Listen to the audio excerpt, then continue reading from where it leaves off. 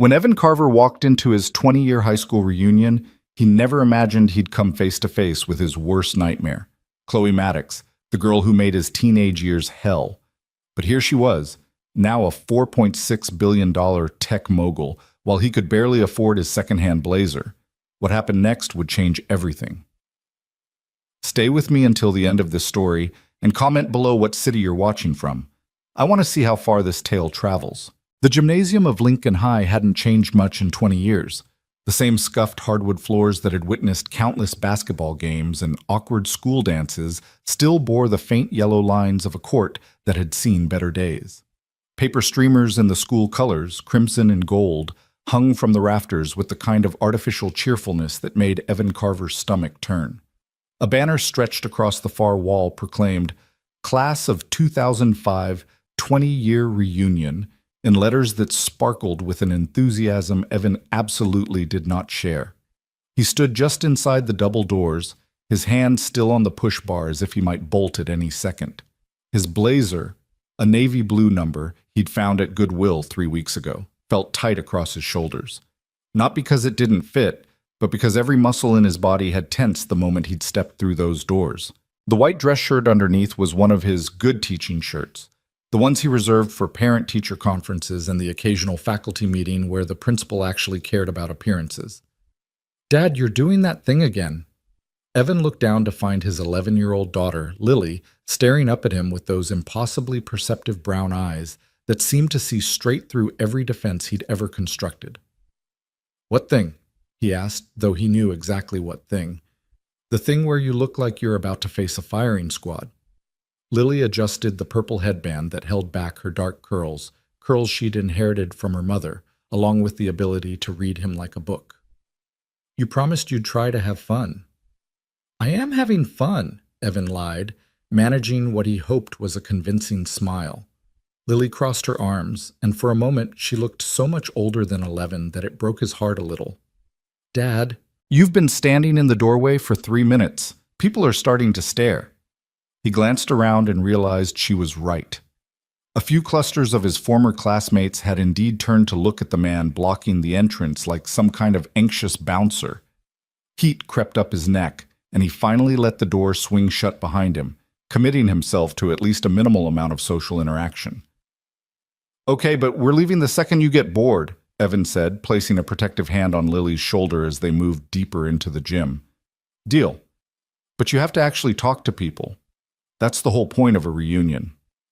"The whole point of a reunion is to make people feel inadequate about their life choices," Evan muttered, but Lily had already spotted the refreshment table and was tugging him in that direction. The gym had been transformed as much as a high school gymnasium could be. Round tables covered in white cloths dotted the space, each with a centerpiece of crimson and gold balloons weighted down by glittering stones. A DJ booth had been set up on the stage where Evan had once delivered a valedictorian speech that now felt like it belonged to a different person entirely. Upbeat music played at a volume that suggested the organizers wanted to encourage conversation but not coherent thought.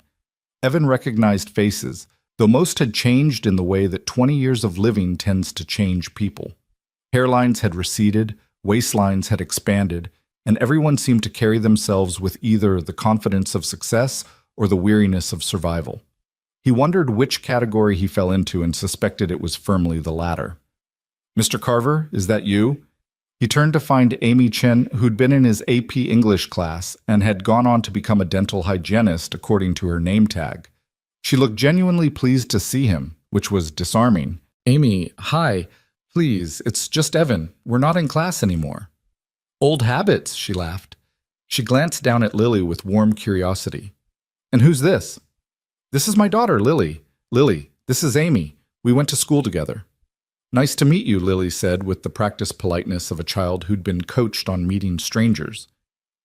"Your dad was the smartest kid in our class," Amy said conspiratorially. "Always had the best answers in English. Are you following in his footsteps?" Lily grinned. "I like books, but I'm better at math." "A Renaissance woman," Amy said approvingly. "Well, Evan, it's great to see you. You still teaching?" "Yeah, over at Riverside High. English, just like old times." "That's wonderful. We need good teachers." There was something in Amy's tone that suggested she meant it, not just as a pleasantry. Are you here with anyone else? I mean, besides Lily? The question hung in the air, and Evan recognized it for what it was, the polite way of asking if he was married, dating, or otherwise not alone in the world. Just us two, he said, keeping his voice light. Lily wanted me to do something fun for once, so here we are. Amy's expression softened with understanding rather than pity, which Evan appreciated. Well, there's worse ways to spend a Saturday night. Enjoy yourselves.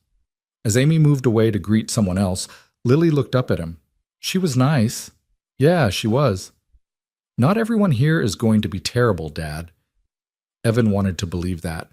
He really did. But then he heard it. That laugh. That particular crystalline laugh that had haunted the hallways of Lincoln High like some kind of beautiful, terrible ghost. His entire body went rigid. Dad? Lily's voice seemed to come from very far away. You okay? He wasn't okay. Because across the gymnasium, surrounded by a cluster of admirers like some kind of homecoming queen who'd never left the throne, was Chloe Maddox. She looked incredible. That was the first thought that crashed through Evan's mind, followed immediately by a wave of something that felt uncomfortably close to the inadequacy he'd felt at 17. Her blonde hair fell in perfect waves past her shoulders, catching the light in a way that suggested either excellent genetics or an expensive stylist, probably both. She wore a dress that probably cost more than Evan's monthly rent, something sleek and black that managed to be both elegant and commanding. Diamond earrings caught the light as she threw her head back, laughing at something one of her companions had said. 20 years had been kind to Chloe Maddox in every way that mattered to people who cared about such things. She looked successful. She looked powerful. She looked like someone who had never spent a single moment of her life worrying about whether she could afford new shoes or whether her kid needed a new winter coat. Dad, you're doing that statue thing again. Lily waved a hand in front of his face. What's wrong? Everything. Everything was wrong. This had been a mistake. Coming here had been a colossal mistake. And now he was going to have to spend the rest of the evening trying to avoid eye contact with the person who had made his teenage years a living hell. Nothing, sweetie. Just saw someone I used to know. Lily followed his gaze, and he realized too late that he should have been more subtle. The pretty lady in the black dress? That's one way to describe her, Evan said, his voice coming out flatter than he intended. Before he could steer them in the opposite direction, the DJ's voice boomed through the speakers. All right, Lincoln High Class of 2005. Can I have your attention, please? The music dimmed and the chatter in the gym gradually quieted as people turned toward the stage. Evan felt a sense of dread settling in his stomach like a stone. I want to take a moment to recognize some of our most accomplished alumni, the DJ continued, reading from a card with theatrical enthusiasm. We've got doctors, lawyers, business owners, and even a published author in the house tonight. Polite applause rippled through the crowd. Evan clapped mechanically, already anticipating where this was going. But I want to give a special shout-out to someone who really put Lincoln High on the map. The DJ paused for dramatic effect. Please join me in congratulating Chloe Maddox, founder and CEO of Nexus Technologies, recently valued at $4.6 billion. The gymnasium erupted. Not just applause, but cheers, whistles, and the kind of celebration usually reserved for sports victories or lottery winners. Chloe smiled, modest, gracious, every inch the successful entrepreneur who'd learned to accept accolades with perfect poise. Evan felt like he might be sick. Did he say billion? Lily whispered, her eyes wide. With a B? With a B, Evan confirmed, his voice hollow. He watched as people swarmed Chloe, everyone wanting a moment with the local success story. She handled it all with practiced ease, shaking hands, accepting congratulations, laughing at jokes that probably weren't that funny. And why shouldn't she? This was her night. Her victory lap. 20 years later, and she was still the center of attention, still the one everyone wanted to be near. Meanwhile, Evan Carver taught sophomore English to kids who mostly didn't want to be there, drove a car with a check engine light that had been on for 6 months, and was wearing a secondhand blazer to a reunion he hadn't even wanted to attend. She's the one, isn't she? Lily said quietly. The one who was mean to you. Mean? Evan looked down at his daughter in surprise. How did you... You told me about high school once when I asked why you didn't like talking about it. Lily's expression was serious now, protective in the way that children sometimes were with their parents. You said there was a girl who made fun of you because we didn't have money. He had told her that during one of their late-night conversations when Lily couldn't sleep and had asked about his childhood. He'd tried to keep it vague, but Lily had pressed, and he'd finally admitted that high school hadn't been easy, that there had been people who hadn't been kind. That was a long time ago, Evan said, trying to sound dismissive. People change. But even as he said it, he wasn't sure he believed it. Could someone really change that much? Could the girl who had orchestrated a campaign of social humiliation that lasted 4 years really become a different person just because she was now successful? Maybe we should go, Lily suggested. This doesn't seem fun for you. Evan was about to agree when he heard that voice. Evan? Evan Carver? He turned slowly, knowing before he even completed the motion who he would see. Chloe Maddox stood 3 feet away, and up close she was even more overwhelming than she'd been across the gymnasium. Her perfume, something subtle and expensive, reached him first, followed by the full weight of her attention.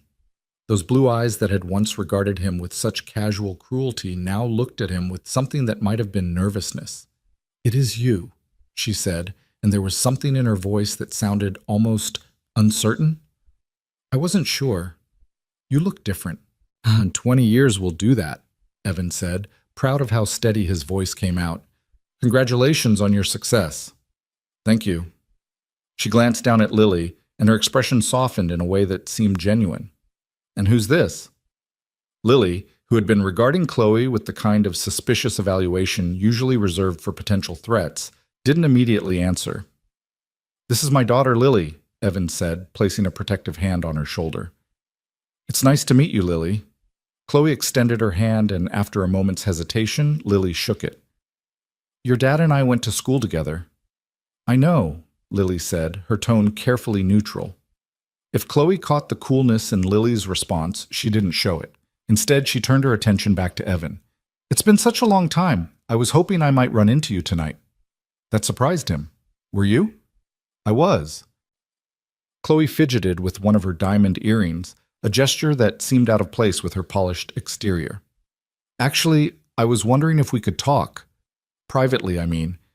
Just for a moment." Every instinct Evan had screamed at him to say no, to grab Lily and leave, to put as much distance between himself and Chloe Maddox as humanly possible. This woman had made his life hell. She'd mocked him for his clothes, his car, his part-time job at the grocery store. She'd turned his name into a punchline, Secondhand Evan, and the nickname had stuck for 4 humiliating years. "I don't think that's a good idea," Evan said. "Please." The word came out soft, almost vulnerable. "I know I don't deserve it, but there's something I need to say to you, something I should have said 20 years ago." Lily tugged on his sleeve. "Dad, I'm going to go look at the trophy case. Is that okay?" He recognized the gesture for what it was. Lily giving him space, giving him the choice without her there. She was too perceptive for her age, too aware of adult dynamics that she shouldn't have to navigate. "Stay where I can see you," Evan said, "and don't leave the gym." "I won't, promise." She squeezed his hand once and then headed off toward the hallway where the school's trophy cases lined the walls. Evan watched her go, then turned back to Chloe. "You've got 5 minutes." "Thank you. Can we—" She gestured toward a quieter corner of the gym, away from the clusters of people and the pounding music. Against his better judgment, Evan followed her. They ended up near the emergency exit, where the noise of the reunion faded to a manageable murmur. Chloe leaned against the wall, and for a moment she looked less like a billionaire tech mogul and more like the uncertain teenager he sometimes remembered from their junior year, before everything had turned cruel. "What do you want, Chloe?" Evan asked, keeping his voice flat. He wasn't going to make this easy for her. She took a deep breath. "I want to apologize." Evan blinked. Of all the things he'd expected her to say, that hadn't even made the list. "I was horrible to you in high school," Chloe continued, the words coming faster now, as if she'd been holding them in for years. "I was cruel and petty, and I made your life hell for no good reason. You didn't deserve any of it." You were smart and kind, and you never did anything to me, and I—" She stopped, her eyes glistening with what looked like genuine tears. "I treated you terribly, and I'm sorry. I'm so, so sorry." Evan stood there, stunned into silence. This was not how this conversation was supposed to go. In his mind, Chloe Maddox was the villain of his high school story, and villains didn't apologize. They didn't look at you with regret in their eyes and admit they'd been wrong. Why? The question came out harsher than he intended. Why were you so awful to me? What did I ever do to you? Chloe winced. Nothing. You didn't do anything. That's what makes it worse. She wrapped her arms around herself, suddenly looking cold despite the warmth of the gym. I was miserable back then. My home life was complicated. My parents were never around, and when they were fighting. I felt invisible and powerless and angry all the time. And you, she met his eyes. You were everything I wasn't. You were genuine. You cared about things. You had this integrity that I envied so much it made me hate you. So you made me miserable because you were miserable? Evan heard the bitterness in his voice and didn't try to hide it. That's your excuse? No, God, no. Chloe shook her head vehemently. There is no excuse. I'm not trying to justify what I did. I'm just trying to explain it, and to tell you that I've thought about it every year since graduation. Every time I reach some new milestone, some new achievement, there's this voice in my head reminding me that I built my success on the back of hurting people who didn't deserve it. People like you. Evan didn't know what to say to that. Part of him wanted to tell her that her apology was too little, too late. That you couldn't erase 4 years of torment with a few heartfelt words at a reunion. But another part of him, the part that taught teenagers every day and saw how cruel they could be to each other, how much they were all just struggling to survive their own pain, that part wondered if maybe people really could change. Your daughter is beautiful, Chloe said softly. You must be very proud. I am. Evan's voice came out defensive. She's the best thing in my life. I can tell. The way she looked at me, Chloe smiled sadly, like she was ready to defend you. You've raised her well. She's had to grow up fast. Evan wasn't sure why he was sharing this. Her mother left when she was 3. It's been just the two of us ever since. Chloe's expression crumpled with sympathy. I'm sorry. That must have been incredibly hard. We manage. Evan shifted his weight, uncomfortable with the direction the conversation had taken. Look, I appreciate the apology. I do. But I'm not sure what you want me to say. That it's all forgotten? That we're good now? No. Chloe straightened up, squaring her shoulders. I don't expect forgiveness. I just needed you to know that I regret what I did. That if I could go back and do it differently, I would. You deserved better than what I gave you. Before Evan could respond, a loud voice cut through the relative quiet of their corner.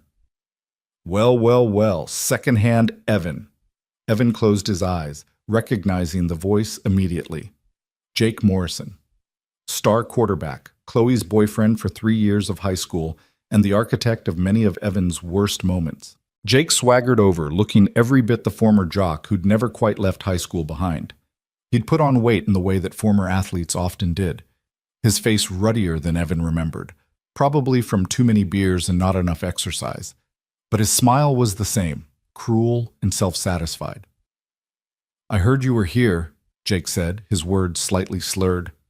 Couldn't believe it. Thought you'd be too embarrassed to show your face. Jake, Chloe started, but he cut her off. And you're talking to our resident billionaire? That's ambitious, man. You hoping she'll throw you some charity? Jake laughed at his own joke, and Evan felt every muscle in his body tense. This was exactly why he hadn't wanted to come. This right here. Leave him alone, Jake, Chloe said, her voice sharp in a way that surprised Evan. Oh, come on, babe, we're just reminiscing. Jake clapped a heavy hand on Evan's shoulder, and it took every ounce of self-control Evan had not to shove it off. Remember when we used to call him Secondhand Evan because everything he owned came from thrift stores? Classic stuff. It wasn't classic, Chloe said coldly. It was cruel. And I'm not your babe. We broke up 20 years ago. Jake blinked, clearly not expecting pushback. Geez, lighten up. It was just high school stuff. No hard feelings, right, Evan? Evan looked at Jake, at this man who had made his teenage years a gauntlet of humiliation, and felt something shift inside him. Not anger. He'd carried that for too long. Not even resentment. Just a kind of weary recognition that some people never grow up, never evolve beyond their high school selves. Actually, Jake, there were a lot of hard feelings, Evan said quietly. You and your friends made my life hell. You mocked me for being poor, for working to help my mom pay bills, for not being able to afford the things you took for granted. And you know what? You didn't just hurt me. You taught everyone around you that it was okay to punch down, to make fun of people who had less than you. So no, we're not good. The smile slid off Jake's face. Man, you need to learn to take a joke. And you need to learn when to shut up, Chloe said, stepping between them. Evan doesn't owe you anything. Not his forgiveness, not his friendship, not even his time. So why don't you go find someone else to bother? Jake looked between them, his expression darkening. You defending him now? After everything? That's rich. Yes, I'm defending him. Because unlike you, I've actually grown up enough to realize what we did was wrong. Chloe's voice had taken on an edge of steel. Now leave, before I have security escort you out. Security? Jake scoffed. This is a high school reunion, not one of your fancy corporate parties. And yet, I guarantee I can make one phone call and have you removed from this building. Chloe pulled out her phone, her thumb hovering over the screen. Want to test me? For a moment, Jake looked like he might argue. Then something in Chloe's expression must have convinced him she wasn't bluffing. He held up his hands in mock surrender. Whatever. You two deserve each other. He stalked off, muttering under his breath. Evan stood there, his heart pounding, trying to process what had just happened. Chloe Maddox, the person who had originated his humiliating nickname, had just defended him against her ex-boyfriend. I'm sorry about that, Chloe said, pocketing her phone. Jake never did know when to quit. You didn't have to do that. Yes, I did. Chloe met his eyes, and there was something fierce in her expression. I told you I regret what I did in high school. That means actually doing something about it when I see it happening again. Words are easy. Actions matter. Before Evan could respond, he saw Lily hurrying back across the gym, her face lit up with excitement. Dad! They have your speech in the trophy case, the one you gave at graduation. Evan felt heat rise in his cheeks. They do? Yeah, it's so cool. Come see. Chloe smiled, and for the first time that night, it looked completely genuine. Valedictorian speech? I didn't remember that. You probably weren't paying attention, Evan said, but there was less bite in his voice than before. I probably wasn't, Chloe admitted. I missed a lot back then, being so caught up in my own misery. Can I? She hesitated. Can I come see it too? Evan looked at Lily, who had stopped bouncing long enough to regard Chloe with renewed interest. His daughter gave him a slight nod. Permission, or maybe encouragement. Sure, Evan heard himself say. Why not? They walked together across the gym, Lily chattering about the trophy case and all the old photos she'd found. Other people tried to stop Chloe to get her attention, but she waved them off politely, keeping pace with Evan and Lily. The trophy case was exactly where Evan remembered it, though more crowded now with 20 additional years of achievements. There, among the sports trophies and academic awards, was a photo of him at 18 standing at the podium in his graduation gown, mid-speech. The plaque beneath it read, Evan Carver, Valedictorian 2005. The future belongs to those who show up for it. That was your closing line, Chloe said softly, reading the plaque. I do remember that. Everyone was talking about it afterwards. Were they? Evan looked at her skeptically. They were. You told everyone that success wasn't about where you came from, but about showing up every day and doing the work. That the future wasn't handed to anyone. You had to build it yourself. Chloe's voice had gone quiet. It's a good message. It's a true message, Evan said. Though I'll admit some days are harder to show up for than others. Lily tugged on his sleeve. Can we get something to drink? I'm thirsty. Of course, sweetie. Let's... Actually, Chloe interrupted, then seemed to catch herself. Sorry, I don't mean to presume, but could I buy you both a drink? Not here, I mean. There's a coffee shop around the corner. unless you need to get back to the reunion. Evan looked at Chloe, this woman who had been his tormentor and was now offering what? Friendship? Absolution? He wasn't sure, but something had shifted tonight. Maybe it was the apology, or the way she'd stood up to Jake, or the genuine regret he'd seen in her eyes. Maybe it was just that 20 years was a long time to carry anger. I don't know, Evan said honestly. Please? Chloe's voice was small. I know I don't deserve it, but I'd really like a chance to talk more, to actually get to know you. The real you, not the version I created in my head to make myself feel better. Lily looked up at him, her expression curious but not opposed. She was leaving the decision to him. Evan thought about all the times he'd imagined running into Chloe Maddox again. In every scenario, he'd been the one with power, the one who got to walk away with his head held high while she regretted her choices. But standing here now, looking at this woman who seemed genuinely remorseful, who had defended him when she didn't have to, he realized that revenge fantasies were ultimately hollow. Maybe the bravest thing he could do was give someone a second chance. Okay, Evan said. Coffee, but just coffee. No promises beyond that. Chloe's face lit up with a smile that transformed her entire expression. Just coffee. I'll take it. As they headed for the exit, Lily slipped her hand into his and whispered, You're being very brave, Dad. Or very stupid, he whispered back. Maybe both, Lily said with the wisdom of someone far beyond her years. But I think it's mostly brave. They pushed through the doors of Lincoln High, leaving the reunion behind, stepping out into the cool night air. Above them, stars glittered in a clear sky, and Evan wondered if maybe, just maybe, some wounds could heal after all.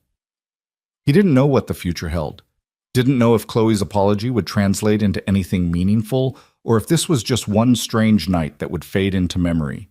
But as they walked toward the coffee shop, Lily chattering about something she'd seen in the trophy case, Chloe laughing at something his daughter said, Evan felt something he hadn't felt in a very long time. Hope. And that, he thought, was worth showing up for. The coffee shop Chloe led them to was nothing like the corporate chains that dotted every corner of the city. The Midnight Bean occupied a corner building that looked like it had been someone's house in a previous life, complete with a wraparound porch and window boxes that probably bloomed with flowers in warmer months. String lights crisscrossed the outdoor seating area, creating pools of warm light in the November darkness. Through the large front windows, Evan could see exposed brick walls, mismatched furniture, and shelves lined with books that customers were apparently free to read. I discovered this place the last time I was in town, Chloe explained as she held the door open for them. It's family-owned. Been here for 30 years. The interior smelled like coffee and cinnamon, with undertones of old wood and vanilla. A handful of customers occupied various corners. A college student hunched over a laptop, an elderly couple sharing a piece of cake, a woman reading a paperback novel. Jazz played softly from speakers Evan couldn't see, just loud enough to fill the silence without demanding attention. A barista with purple hair and multiple piercings looked up from behind the counter, her face brightening when she saw Chloe. Ms. Maddox, you're back! Hi, Jade, I couldn't stay away. Chloe gestured to Evan and Lily.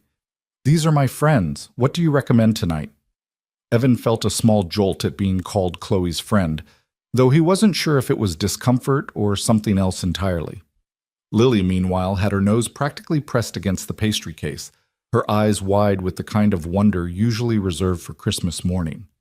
The apple cider is amazing right now, Jade said. Made it fresh this afternoon, and we've got pumpkin scones that are still warm. Dad, can I have hot chocolate? Lily asked, looking up at him with those eyes that made it impossible to say no, even when his budget was screaming at him. Sure, sweetie. He glanced at the menu board, mentally calculating. The prices were reasonable, thankfully. I'll have a regular coffee, black. Make it 3 hot chocolates, Chloe said before Evan could protest. And 3 of those scones. We'll sit by the fireplace. Coming right up.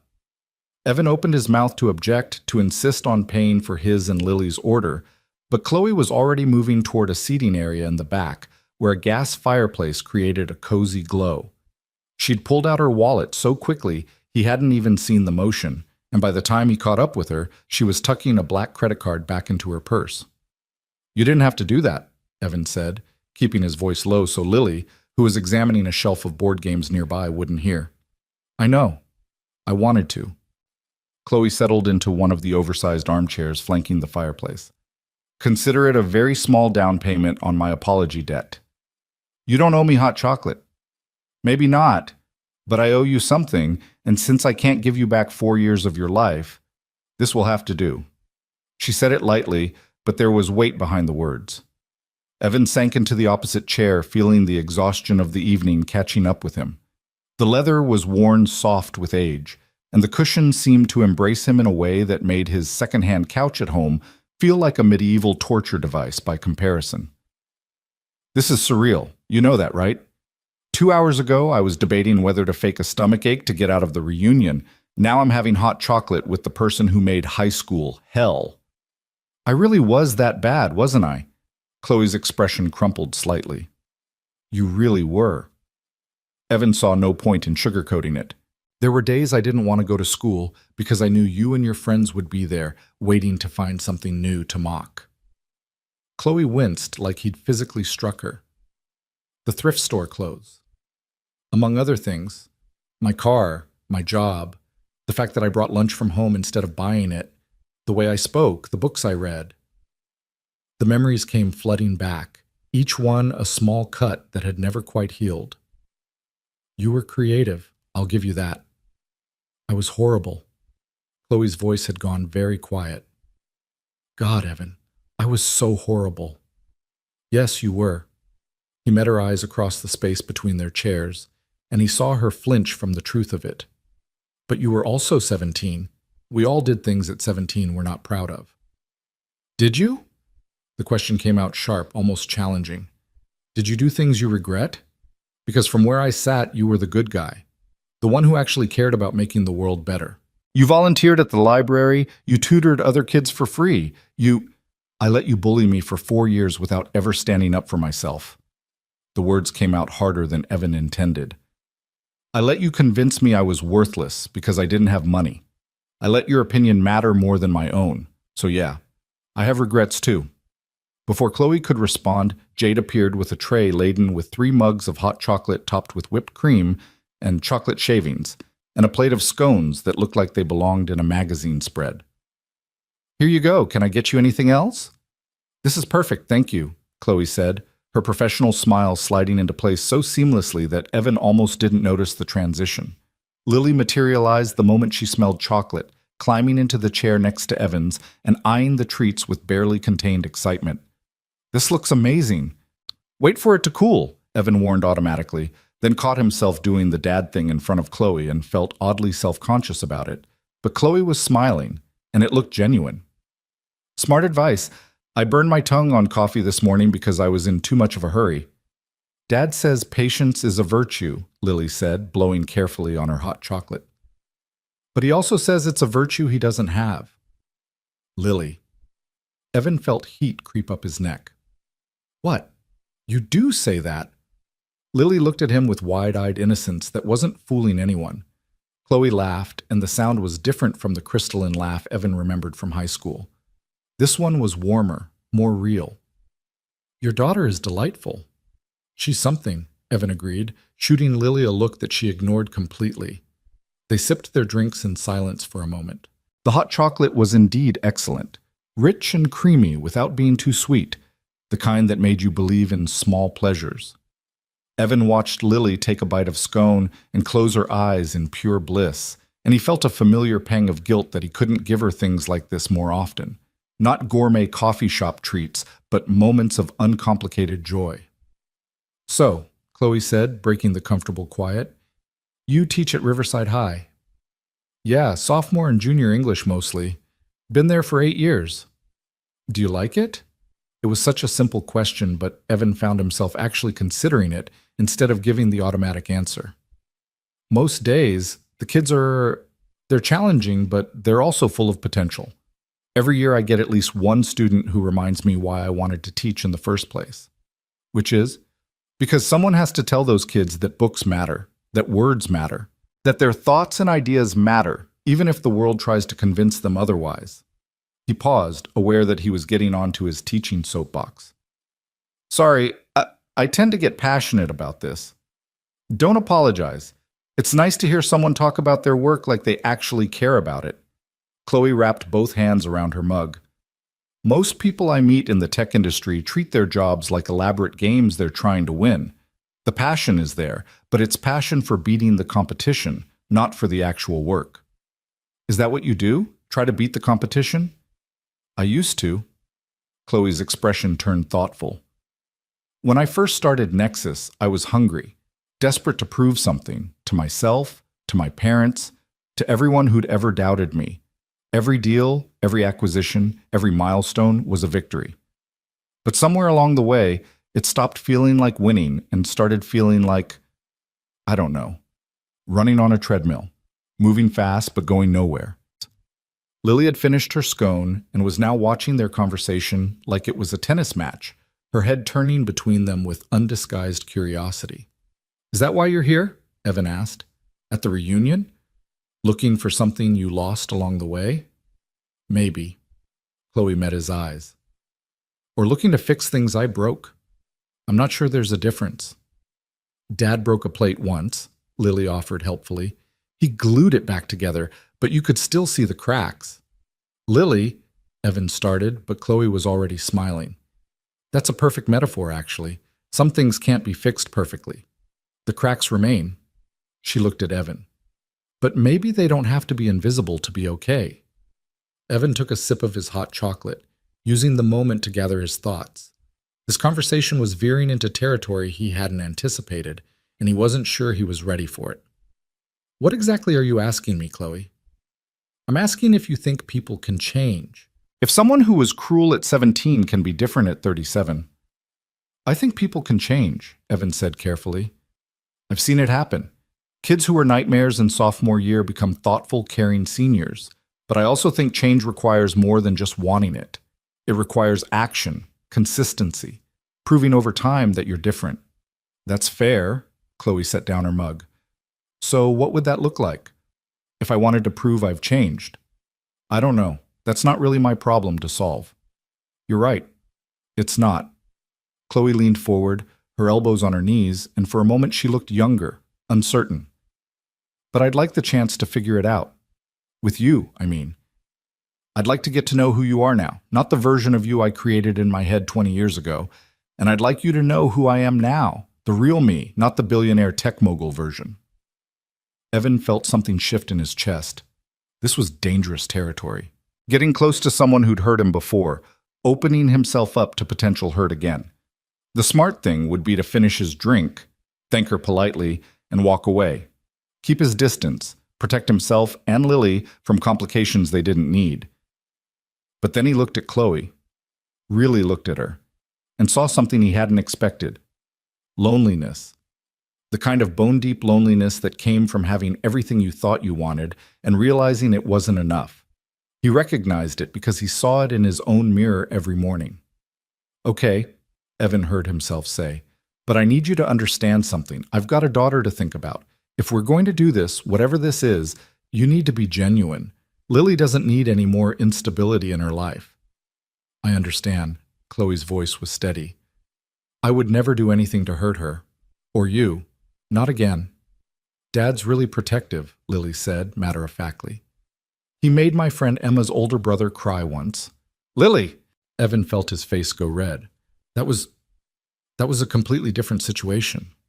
What happened? Chloe asked, clearly trying not to smile. Emma's brother was bullying her at school, Lily explained, warming to her story, taking her lunch money and calling her names. So Dad invited him over for a conversation about respect and kindness. He didn't yell or anything, but Jake, that's the brother, came out looking like he'd seen a ghost. He never bothered Emma again. I simply explained the consequences of his actions, Evan said stiffly, in a very calm, rational manner. You made a 16-year-old boy cry with calm rationality? Chloe's eyes were dancing now. That's actually more impressive than yelling. He was a bully. Someone needed to say something. And you were the one who did. Chloe's expression had gone soft. Because you know what it's like to be on the receiving end. Evan shrugged, uncomfortable with the admiration in her voice. Every teacher should stand up for their students. But not every teacher does. You're a good father, Evan. A good person. You always were. The words sat between them, and Evan didn't know what to do with them. He wasn't used to compliments from Chloe Maddox, wasn't sure he trusted them. But she looked sincere, and that was somehow worse than if she'd been mocking him. Tell me about Nexus, Evan said, changing the subject because he needed to.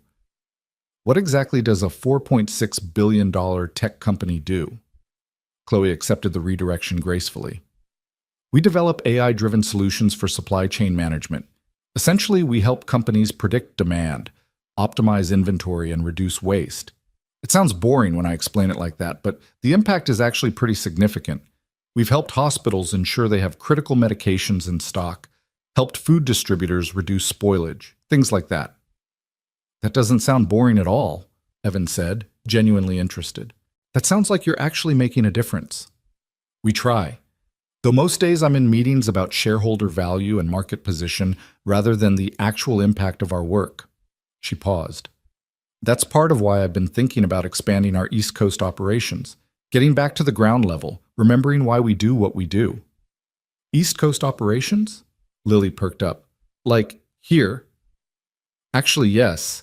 There's a property about 20 minutes from here that would be perfect for a new headquarters.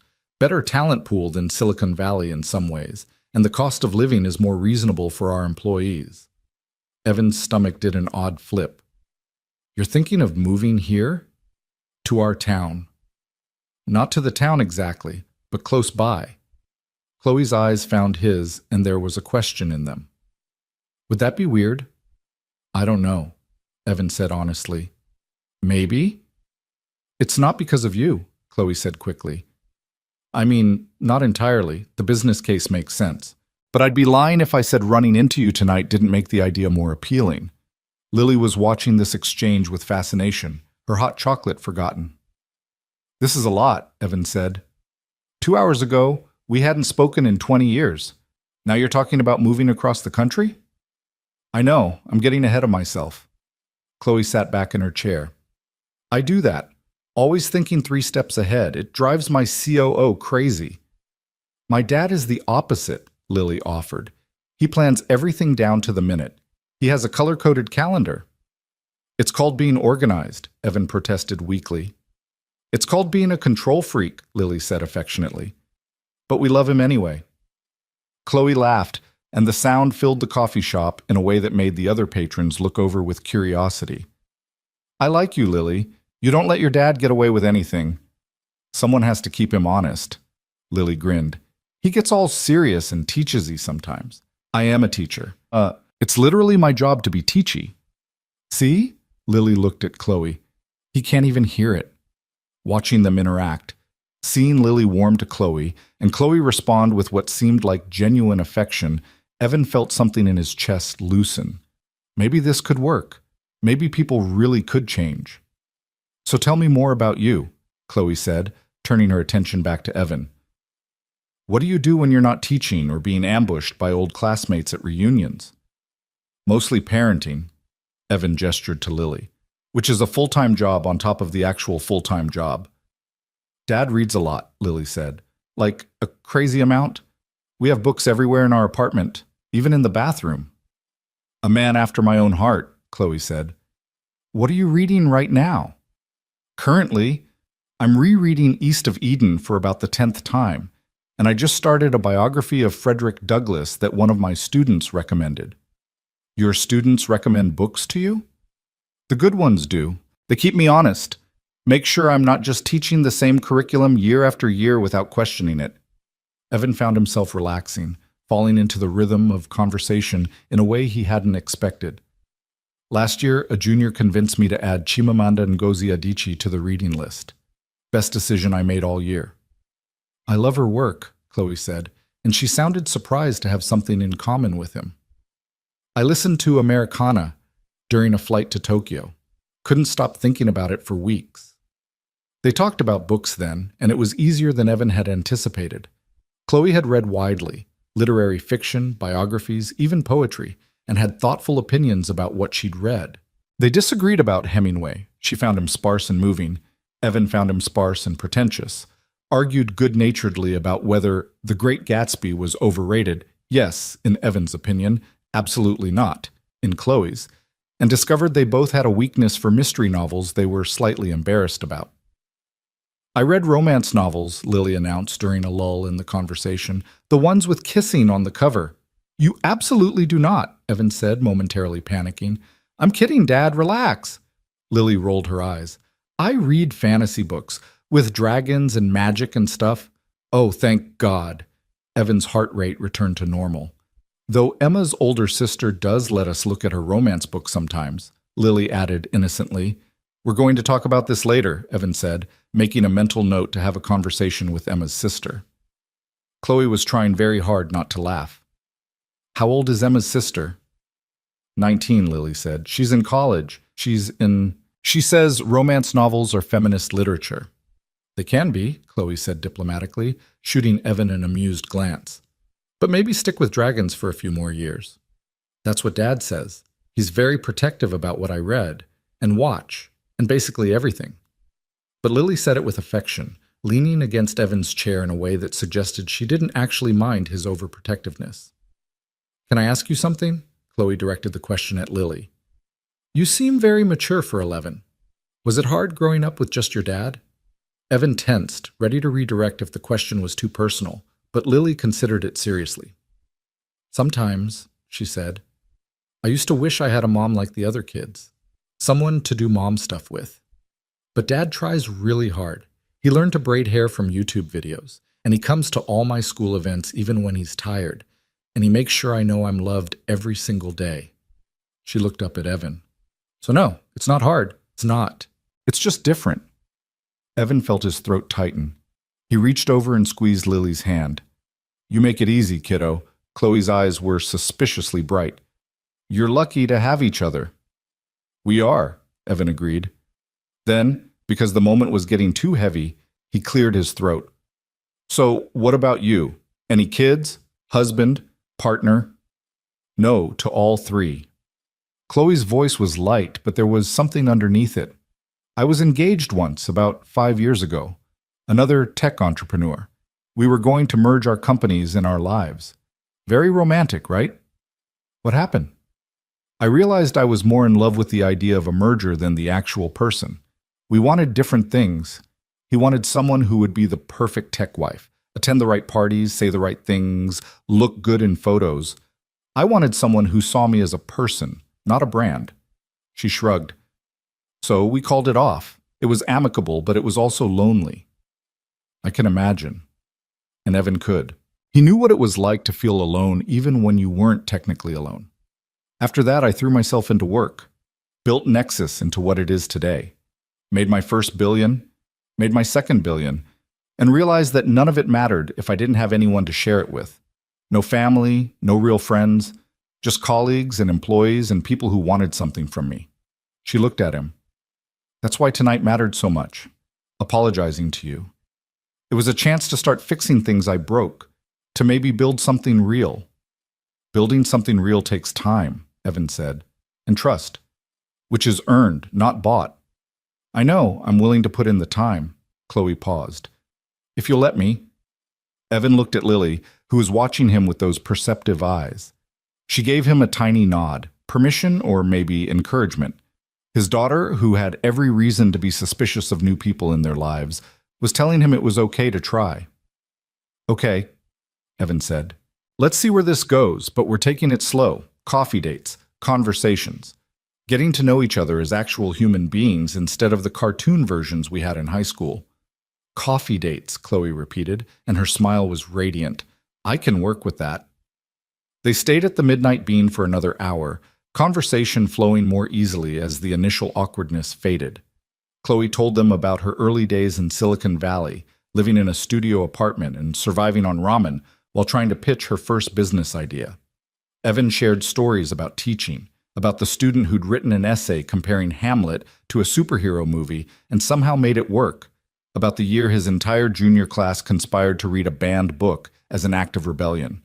Lily, sensing she had a new audience, regaled Chloe with stories about her friends, her school, and a lengthy explanation of a video game Evan didn't understand, despite having watched her play it dozens of times. When they finally left the coffee shop, It was past 10 o'clock.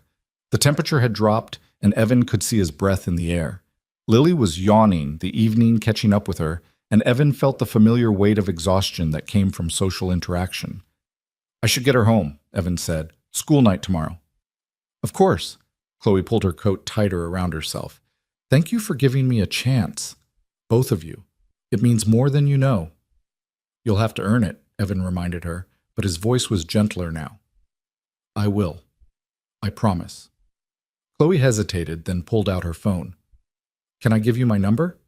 Maybe we could do this again? Coffee, I mean, or dinner. Whatever you're comfortable with." Evan pulled out his own phone, a model 3 generations old with a cracked screen protector, and tried not to feel self-conscious as he typed in her information. "Okay, yeah, we can do that." They exchanged numbers, and Chloe looked at his phone with something that might have been recognition. "Is that the same phone you had at the reunion? I noticed it earlier." "Yeah, it works fine. No reason to replace it."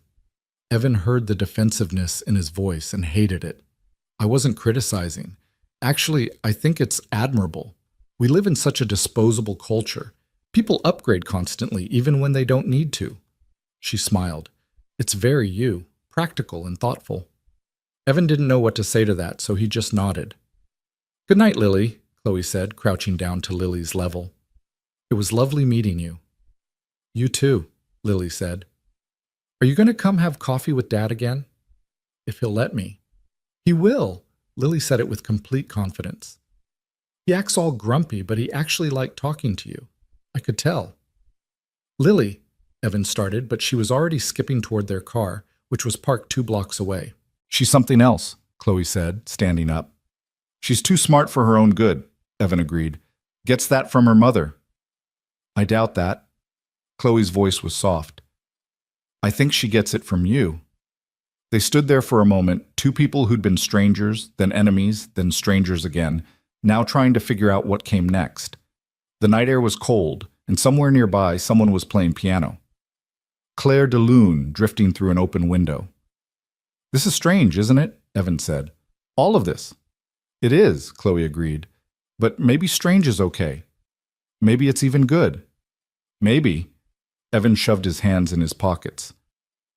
"I should go. Lily's waiting." "Right, of course."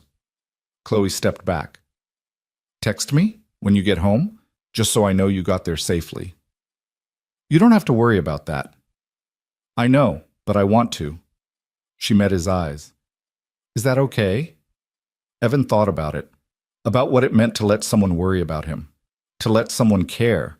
He'd been on his own for so long, handling everything himself, that the idea of sharing even a small burden felt foreign.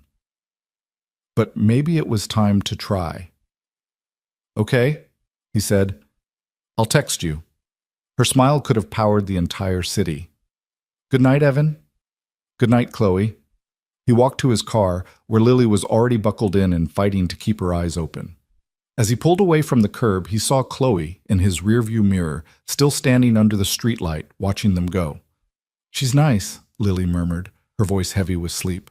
"Different than I expected." "Yeah," Evan agreed. "She is." "Are you going to see her again?"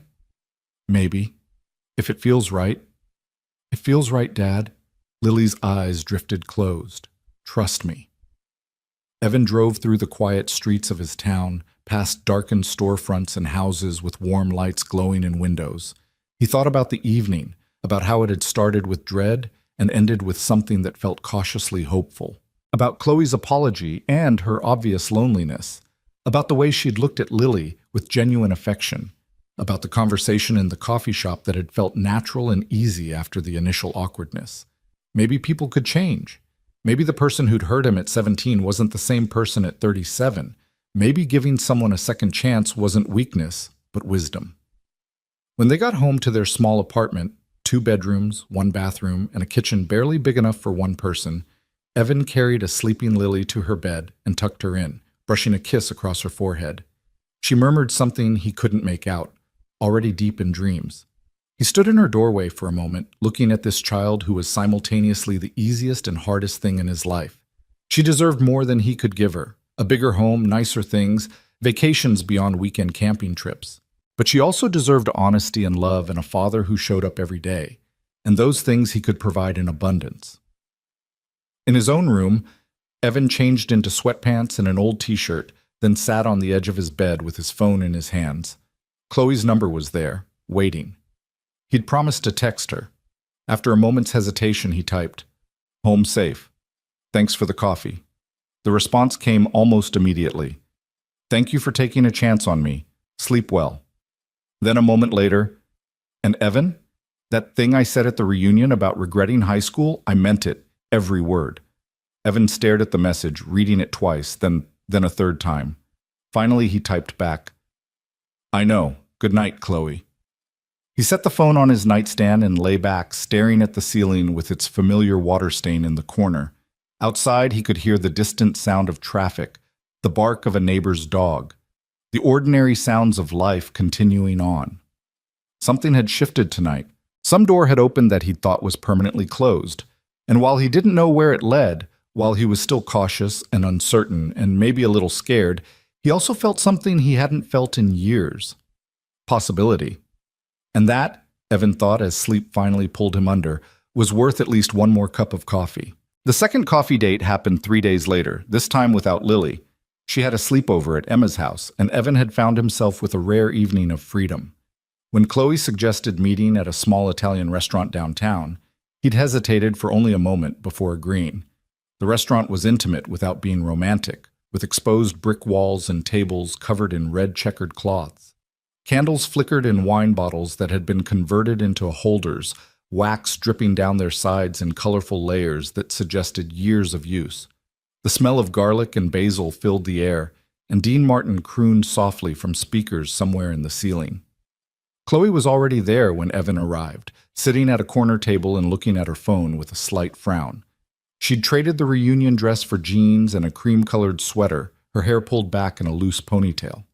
Without the armor of wealth and success, she looked younger, more approachable. "Sorry I'm late," Evan said, sliding into the chair across from her. "Traffic was worse than I expected." "You're not late. I was early." Chloe set her phone face down on the table. "Work crisis. My CTO is having a meltdown about our Q4 projections." "Do you need to deal with that?" "No, he can handle it. That's what I pay him for." She smiled, but Evan could see the tension in her shoulders. "Besides, I'm trying this new thing where I don't let work consume every moment of my life." "How's that going?"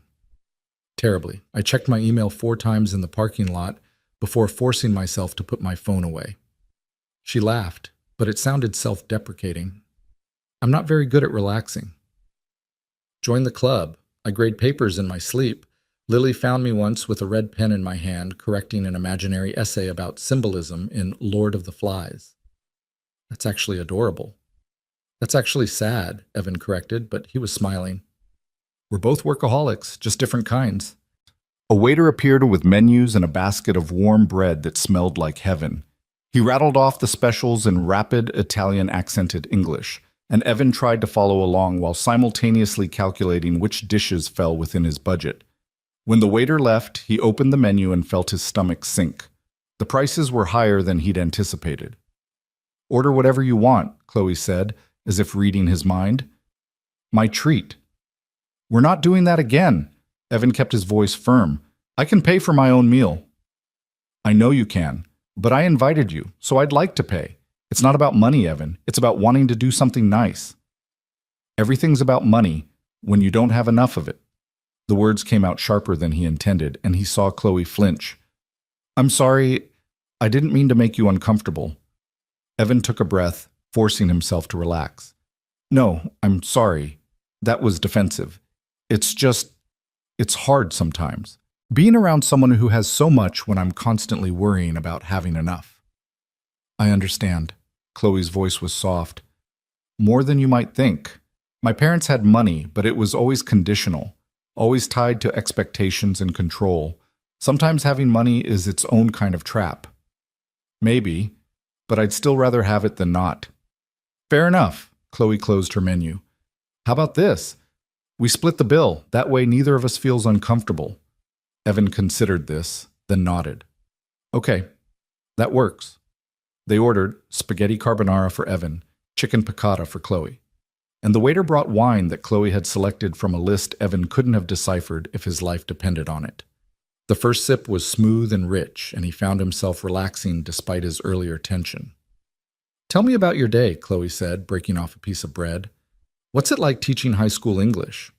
"Chaotic, exhausting, occasionally transcendent." Evan took a sip of wine. "Today I had a student, Marcus, sharp kid but struggles with writing, turn in an essay about the Scarlet Letter that made me actually tear up. He connected Hester Prynne's isolation to his own experience as one of the few black students in a predominantly white school. It was honest and vulnerable, and exactly the kind of critical thinking I try to encourage." "That sounds amazing." It was. And then in the next period, I had a girl tell me that reading was pointless because everything important was on TikTok. He shook his head. "It's a roller coaster." "But you love it." "Most days, there are moments when I want to quit, when the bureaucracy and the testing and the parents who think their child's C is somehow my fault make me want to walk away. But then a kid like Marcus reminds me why I started teaching in the first place." "Which was?" Evan paused, considering. "Because I remember what it felt like to be 17 and confused and angry at the world. I remember teachers who saw something in me that I couldn't see in myself, who told me I was smart, that I mattered, that my future wasn't predetermined by my bank account. I want to be that person for other kids." Chloe was quiet for a moment, her eyes fixed on his face. "You're a good person, Evan Carver. You always were. I'm really not. I'm petty and judgmental, and I hold grudges." He gestured between them. "Case in point, I spent 20 years resenting you. You had every right to resent me. Maybe, but it didn't make me a better person. It just made me bitter." Evan took another sip of wine. "I think that's what scared me about seeing you again. Not that you'd hurt me, but that I'd realize I'd let that hurt define me for 2 decades. "And did you? Let it define you?" "I don't know yet." Evan met her eyes. "I'm still figuring that out." Their food arrived and they ate in companionable silence for a few minutes. The pasta was perfect, creamy and rich without being heavy, and Evan found himself savoring each bite in a way he rarely did with his usual dinners of leftovers and takeout.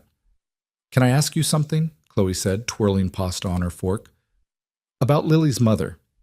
You don't have to answer if it's too personal." Evan tensed, then forced himself to relax. If they were going to build something, friendship or otherwise, they needed to be honest with each other. "What do you want to know?" "What happened? You said she left when Lily was 3. "She did." Evan set down his fork, his appetite suddenly gone. "Her name was Rebecca.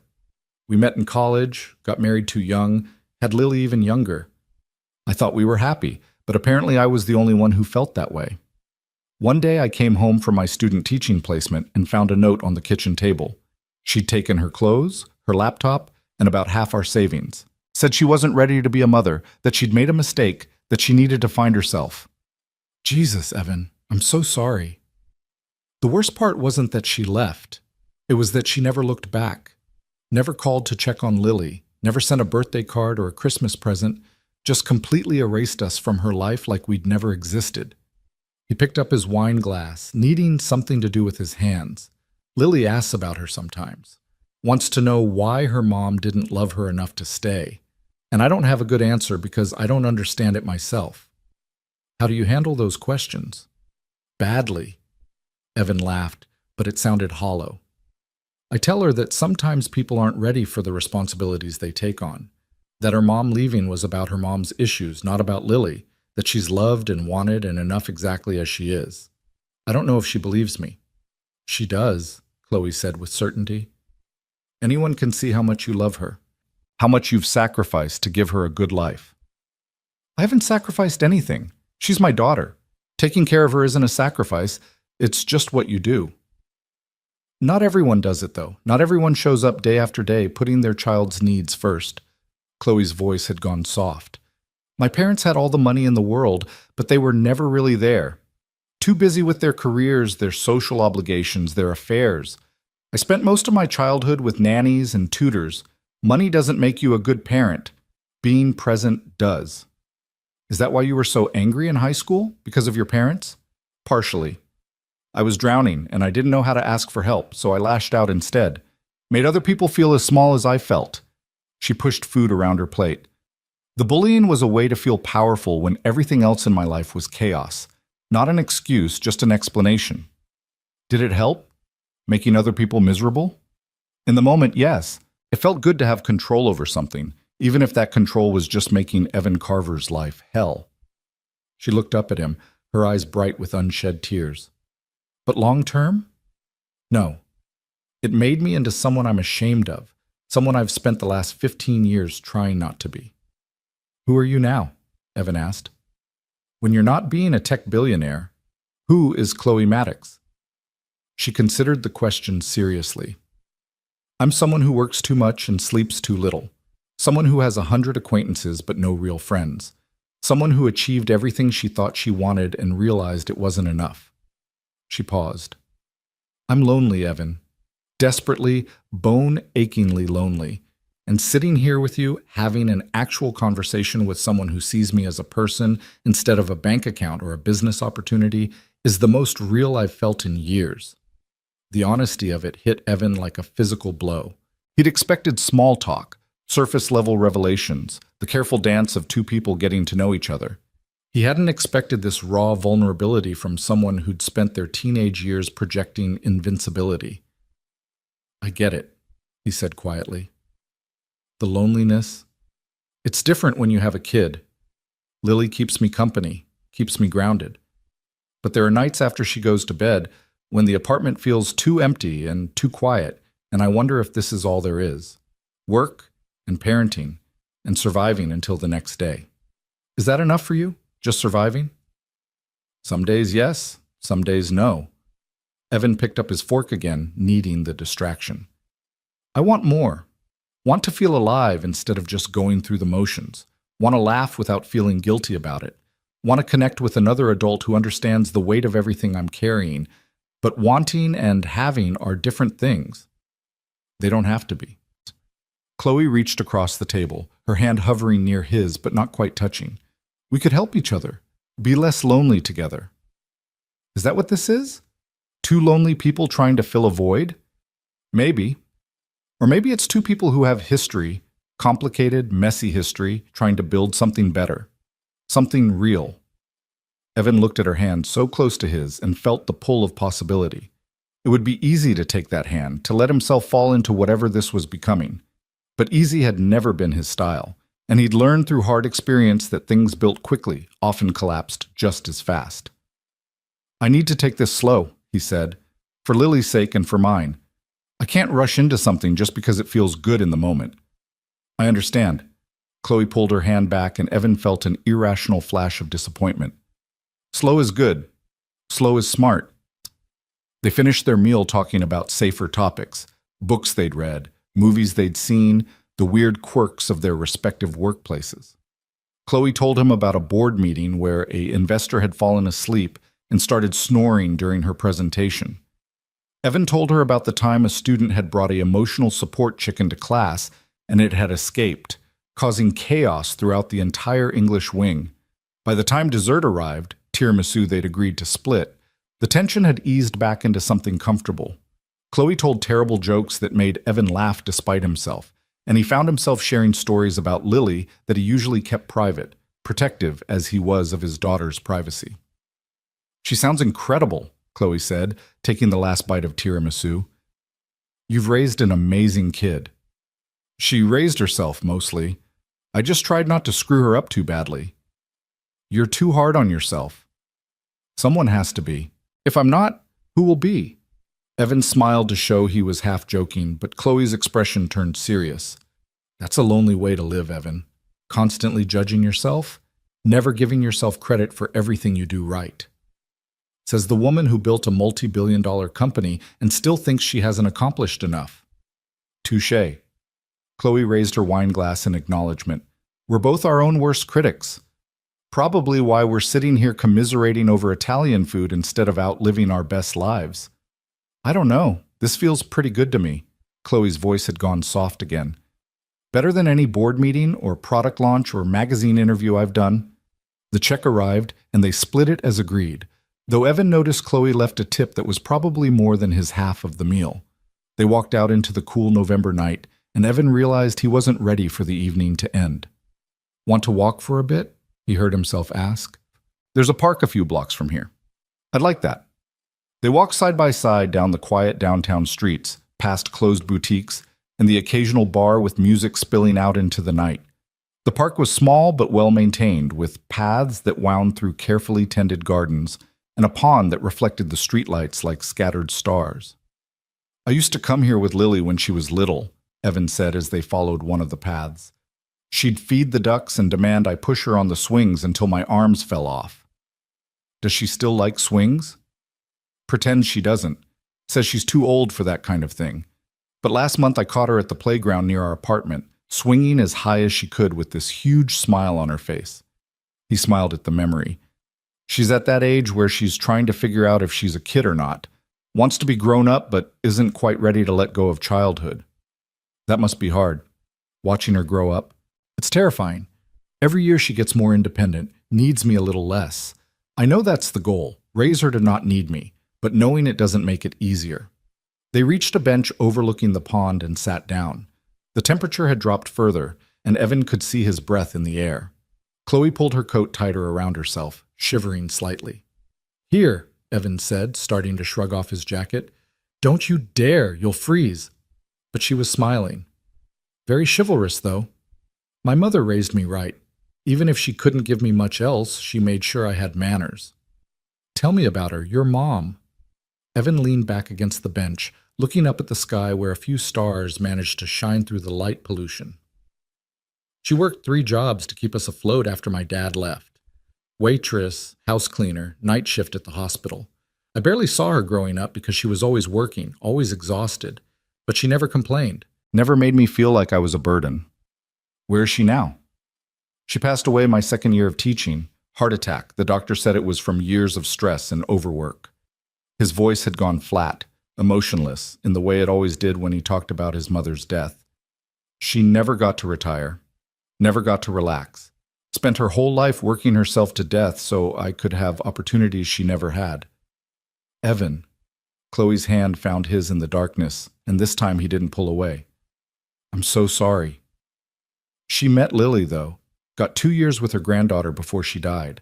Those were good years. She'd babysit while I was at work, and I'd come home to find them baking cookies or reading together. Lily doesn't remember her. Not really, but I do. Every day I try to live up to the example she set." They sat in silence for a while, Chloe's hand warm in his, and Evan felt something shift. This wasn't just 2 people making small talk anymore. This was real vulnerability, real connection. He was letting Chloe see parts of himself he usually kept hidden, and instead of using them against him, she was holding them gently. "Thank you for telling me that," Chloe said finally. "For trusting me with something so personal."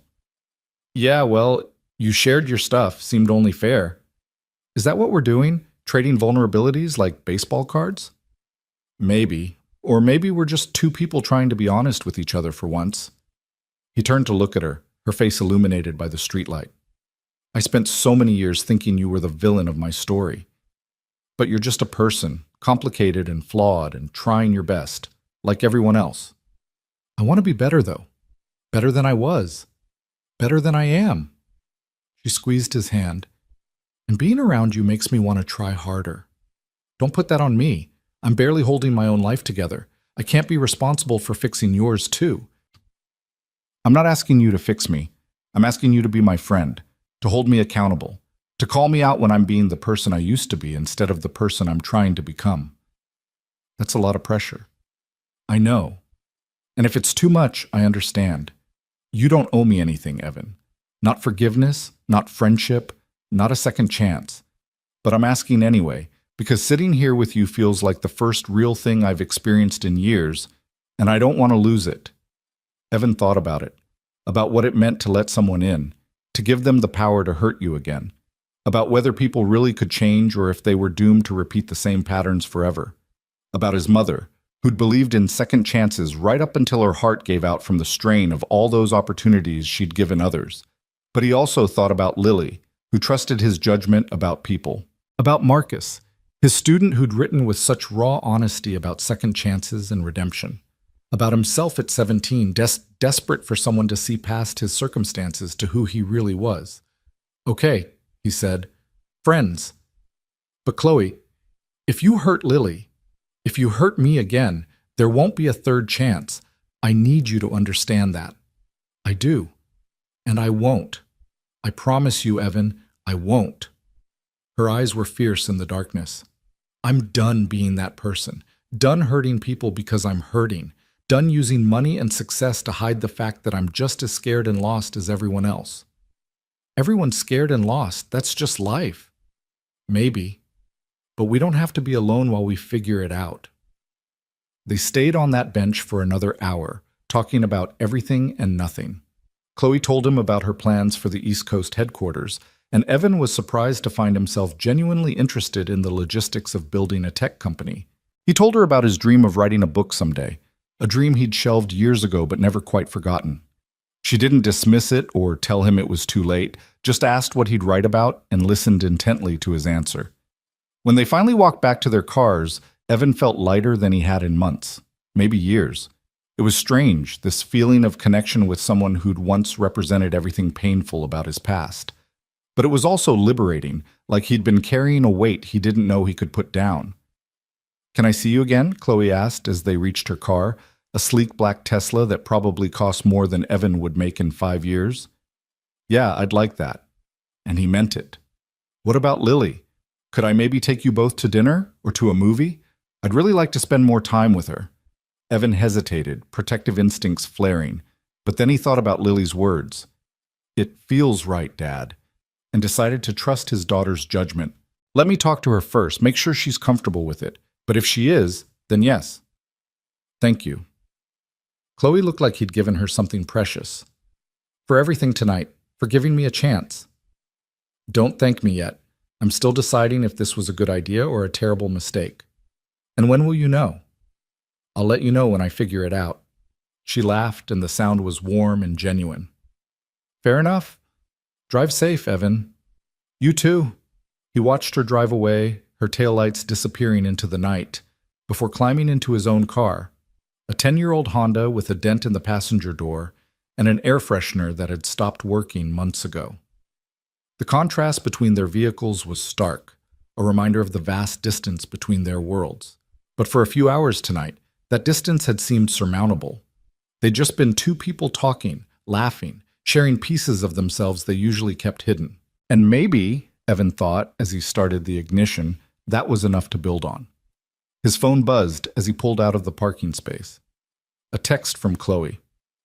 Best night I've had in years. Thank you for being you. Evan smiled and typed back. Same. Talk tomorrow? Absolutely. Good night, Evan. Good night, Chloe. He drove home through empty streets, his mind replaying moments from the evening. The way she'd laughed at his jokes. The vulnerability in her eyes when she'd talked about her loneliness. The warmth of her hand in his on that park bench. The feeling that maybe, just maybe, he'd found someone who understood what it was like to carry more than you could handle and keep going anyway. When he got home, he found a message from Emma's mom confirming that Lily was having a great time and would be dropped off tomorrow morning. The apartment felt empty without his daughter's presence, but for once it didn't feel oppressively lonely. Evan made himself a cup of tea and sat on his worn couch, thinking about second chances and new beginnings, thinking about how a night that had started with dread had transformed into something that felt like hope. Thinking about Chloe Maddox, not the billionaire tech mogul or the high school bully, but the woman who'd sat across from him at dinner and been so achingly honest about her pain. His phone buzzed again. Another text from Chloe. I know I already said goodnight, but I can't stop thinking about our conversation. About you. Is that weird? Please tell me that's not weird. Evan felt something warm bloom in his chest. He typed back, Not weird. I'm thinking about you too. 3 dots appeared, disappeared, appeared again. Then, I really want to make this work. Whatever this is, I know it's complicated and messy and probably a terrible idea, but I want to try. So do I, Evan wrote back, scared but willing to try. Scared is good, means we're taking it seriously. Scared is terrifying, but I'm doing it anyway. That's called bravery, Evan. Or stupidity. Jury's still out. He could almost hear her laugh through the phone. Either way, I'm glad you're doing it. Sleep well. You too. Evan set his phone down and finished his tea, feeling the exhaustion of the evening finally catch up with him. But it was a good exhaustion, the kind that came from actually living instead of just surviving, from taking a risk instead of playing it safe, from opening a door he thought was permanently closed and finding something unexpected on the other side. As he brushed his teeth and got ready for bed, Evan thought about what he'd tell Lily in the morning. She'd want details about his evening with Chloe, would ask questions with that perceptive edge that saw through any deflection. He'd tell her the truth, that it had been good, that Chloe was trying to be different, that maybe they could build something real. And if Lily was comfortable with it, they'd have dinner together. The three of them. The beginning of something new. Evan lay in bed staring at the ceiling, and for the first time in a very long time, he fell asleep with a smile on his face and hope in his heart. The future was uncertain, as it always was. But for once, that uncertainty didn't feel like a threat. It felt like possibility. The morning sunlight streamed through Evan's bedroom window, warming his face until he finally opened his eyes. For a moment, he lay there in that space between sleep and waking, feeling unusually rested. Then he remembered the night before, dinner with Chloe, their conversation in the park, the texts afterward, and felt that same warm bloom of hope he'd fallen asleep with.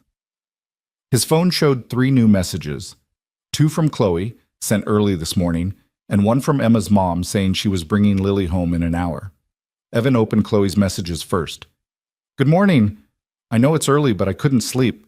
Keep thinking about last night. About you. Is it too soon to say I miss talking to you? The second message had come 10 minutes later. That was probably too much. Ignore me. I'm not good at this. Evan smiled and typed back. Not too much. And I miss talking to you too. Coffee later? The response came almost immediately. Yes. But what about Lily? You said you wanted to talk to her first. I do. After I talk to her, I'll let you know. Maybe we could all have lunch? I'd love that. Let me know. Evan got up and showered, still feeling the pleasant buzz of new connection. He made coffee and was scrambling eggs when he heard the front door open and Lily's voice calling out, Dad, I'm home! In the kitchen! Lily bounded in, her overnight bag slung over one shoulder, her hair in 2 braids that Emma's mom had probably done because they were far neater than anything Evan could manage. She looked happy and well-rested, and Evan felt a pang of gratitude for Emma's family and their willingness to include Lily in their lives. Did you have fun? He asked, sliding eggs onto a plate for her.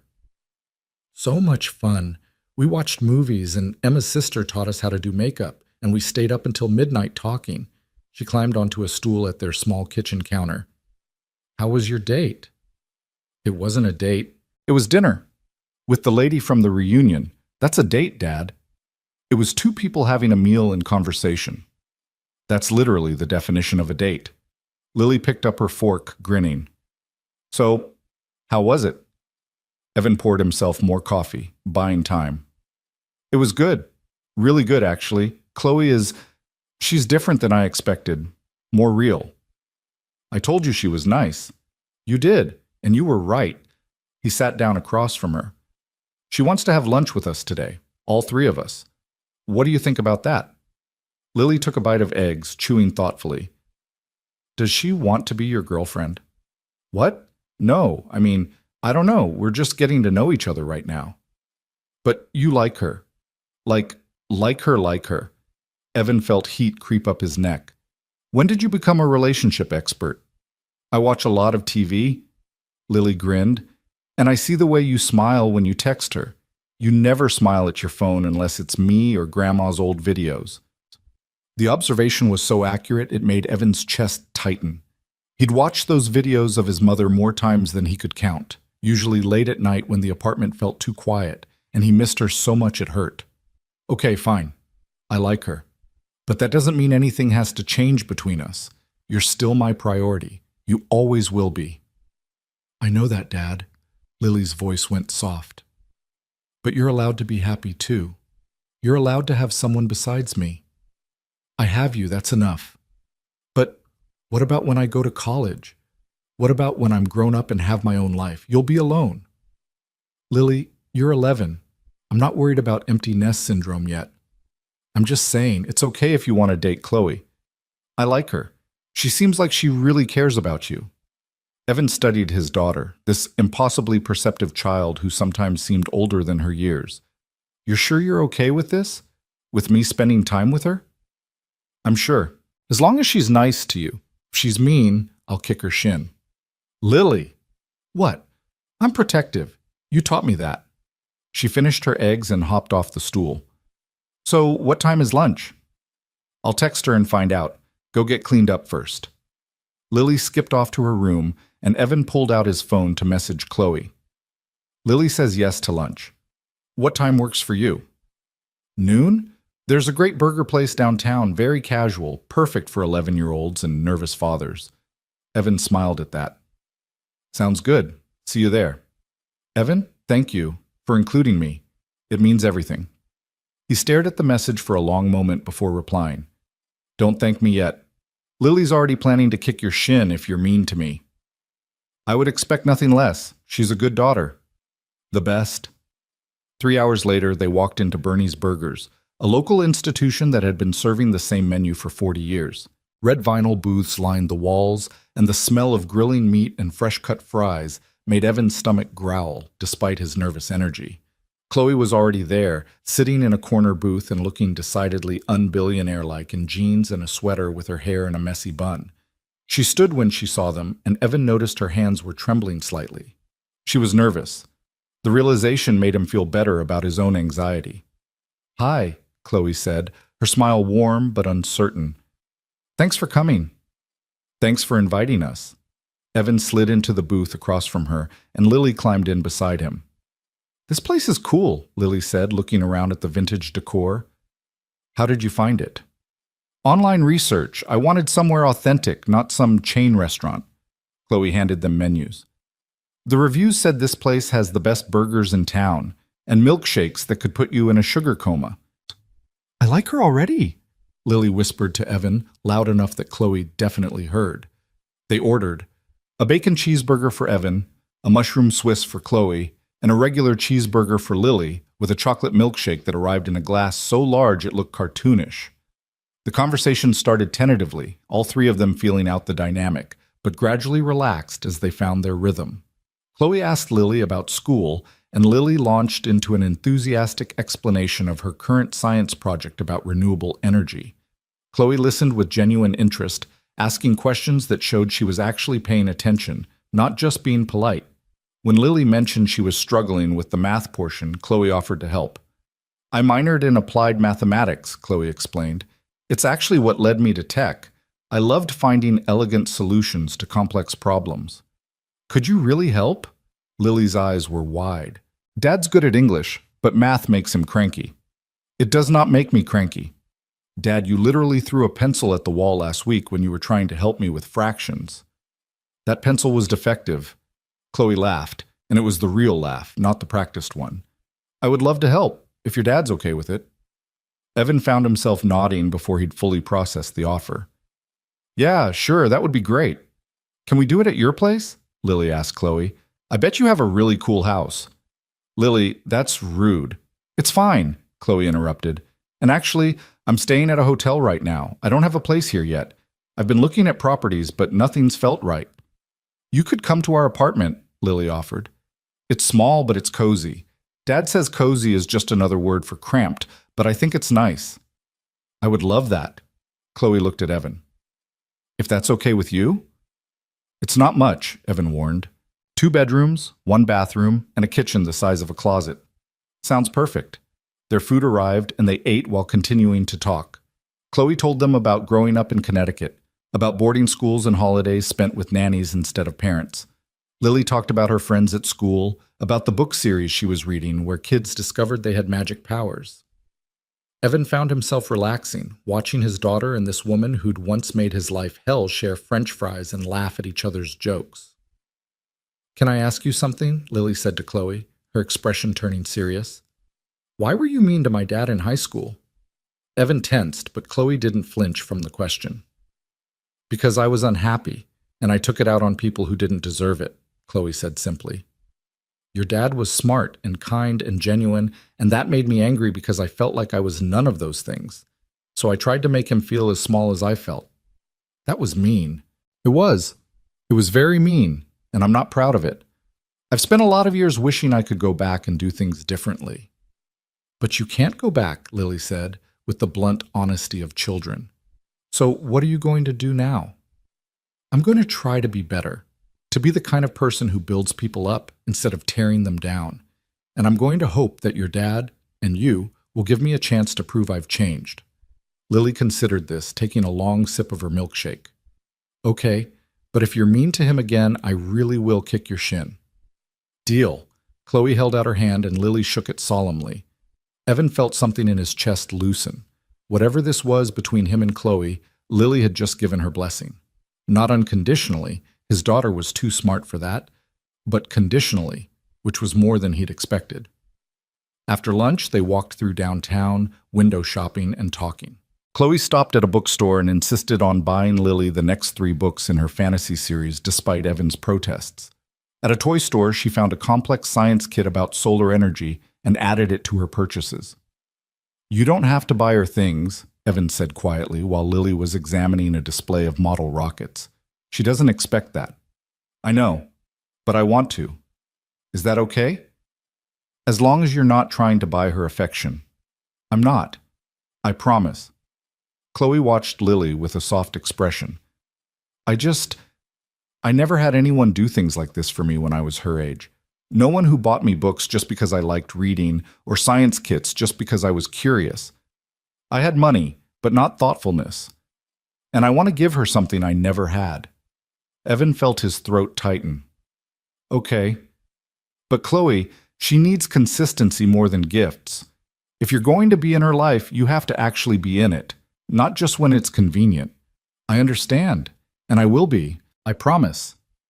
They ended up at a park, a different one from the night before, this one with a playground where Lily immediately ran to the swings despite her earlier insistence that she was too old for such things. Evan and Chloe sat on a bench nearby, watching her soar higher and higher, her laughter carried on the wind. She's wonderful, Chloe said. You've done an amazing job with her. She's done an amazing job with herself. I just tried not to mess her up too badly. Stop selling yourself short. She's confident and kind and curious because you taught her to be those things. Evan watched his daughter, her braids flying as she pumped her legs, and felt a familiar surge of love mixed with terror.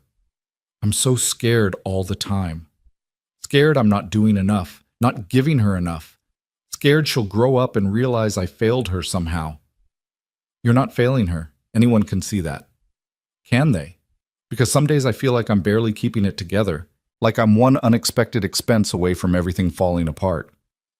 Chloe was quiet for a moment. Can I ask you something? And I want you to be honest with me. Okay?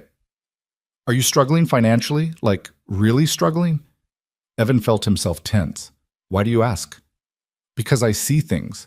The way you checked the menu prices at the restaurant last night. The way you hesitated before letting me buy Lily books. The crack in your phone screen, your car. She turned to face him. I'm not judging. I'm asking because I want to understand your life, what you deal with every day. I'm fine. We're fine. Evan, he sighed, running a hand through his hair. Okay, fine. Yes. Money is tight. It's always tight. Teaching doesn't pay great, and raising a kid is expensive. I've got student loans from college that I'm still paying off. Medical bills from when Lily broke her arm last year. I'm behind on my car payment, and the check engine light has been on for months because I can't afford to fix whatever's wrong with it. The words came out in a rush, and once he started, he couldn't stop. I shop at thrift stores not because it's trendy or eco-friendly, but because I can't afford retail. I cut my own hair in Lily's because salon visits are a luxury we don't have.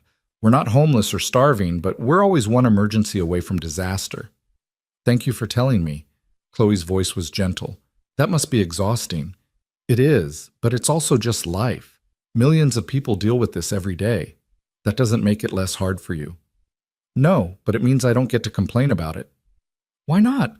Why don't you get to acknowledge that things are difficult? Evan looked at her, this woman who'd probably never worried about money a day in her life, and felt a flash of the old resentment. But then he saw the genuine concern in her eyes and realized she wasn't being condescending. She was trying to understand.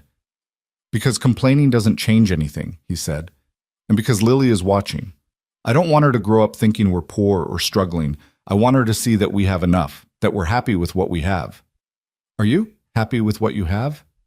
Most days. I have Lily. I have a job I mostly love. We have a roof over our heads and food on the table. That's more than a lot of people have. But you deserve more than just survival. You deserve to thrive. Maybe. But deserve doesn't pay the bills. Chloe opened her mouth, then closed it again. Evan could practically see her biting back whatever she'd been about to say, and he was grateful. He didn't need her money or her pity, didn't need her trying to solve problems that weren't hers to fix. I'm sorry, Chloe said finally, for all of it. For high school, obviously, but also for having so much when you have so little, for not understanding what it's like to worry about money. You don't need to apologize for being successful. Maybe not, but I can acknowledge the disparity, the unfairness of it. She was quiet for a moment. I grew up with money, but I was miserable. You grew up without it, but you seem content. Not always happy, but content. Like you figured out what actually matters. What matters is over there on that swing. Evan nodded toward Lily. Everything else is just noise. I envy that, the clarity of it. It's easy to have clarity when you don't have choices. When your entire life is focused on keeping one small person safe and happy, the priorities sort themselves out. They sat in comfortable silence, watching Lily move from the swings to the monkey bars. A father with 2 younger children arrived at the playground, and Evan watched as Lily immediately helped one of them reach the first rung, patient and encouraging. His heart swelled with pride. Can I tell you something? Chloe asked. About the East Coast headquarters? Sure. It's not just a business decision. I mean, it is. The location makes sense, the talent pool is good, the costs are reasonable. But the real reason I'm doing it is because I'm trying to build something different, something that isn't just about profit margins and shareholder value. What do you mean? I want to create a company culture that actually cares about people, that pays living wages and offers real work-life balance, that invests in the community instead of just extracting value from it.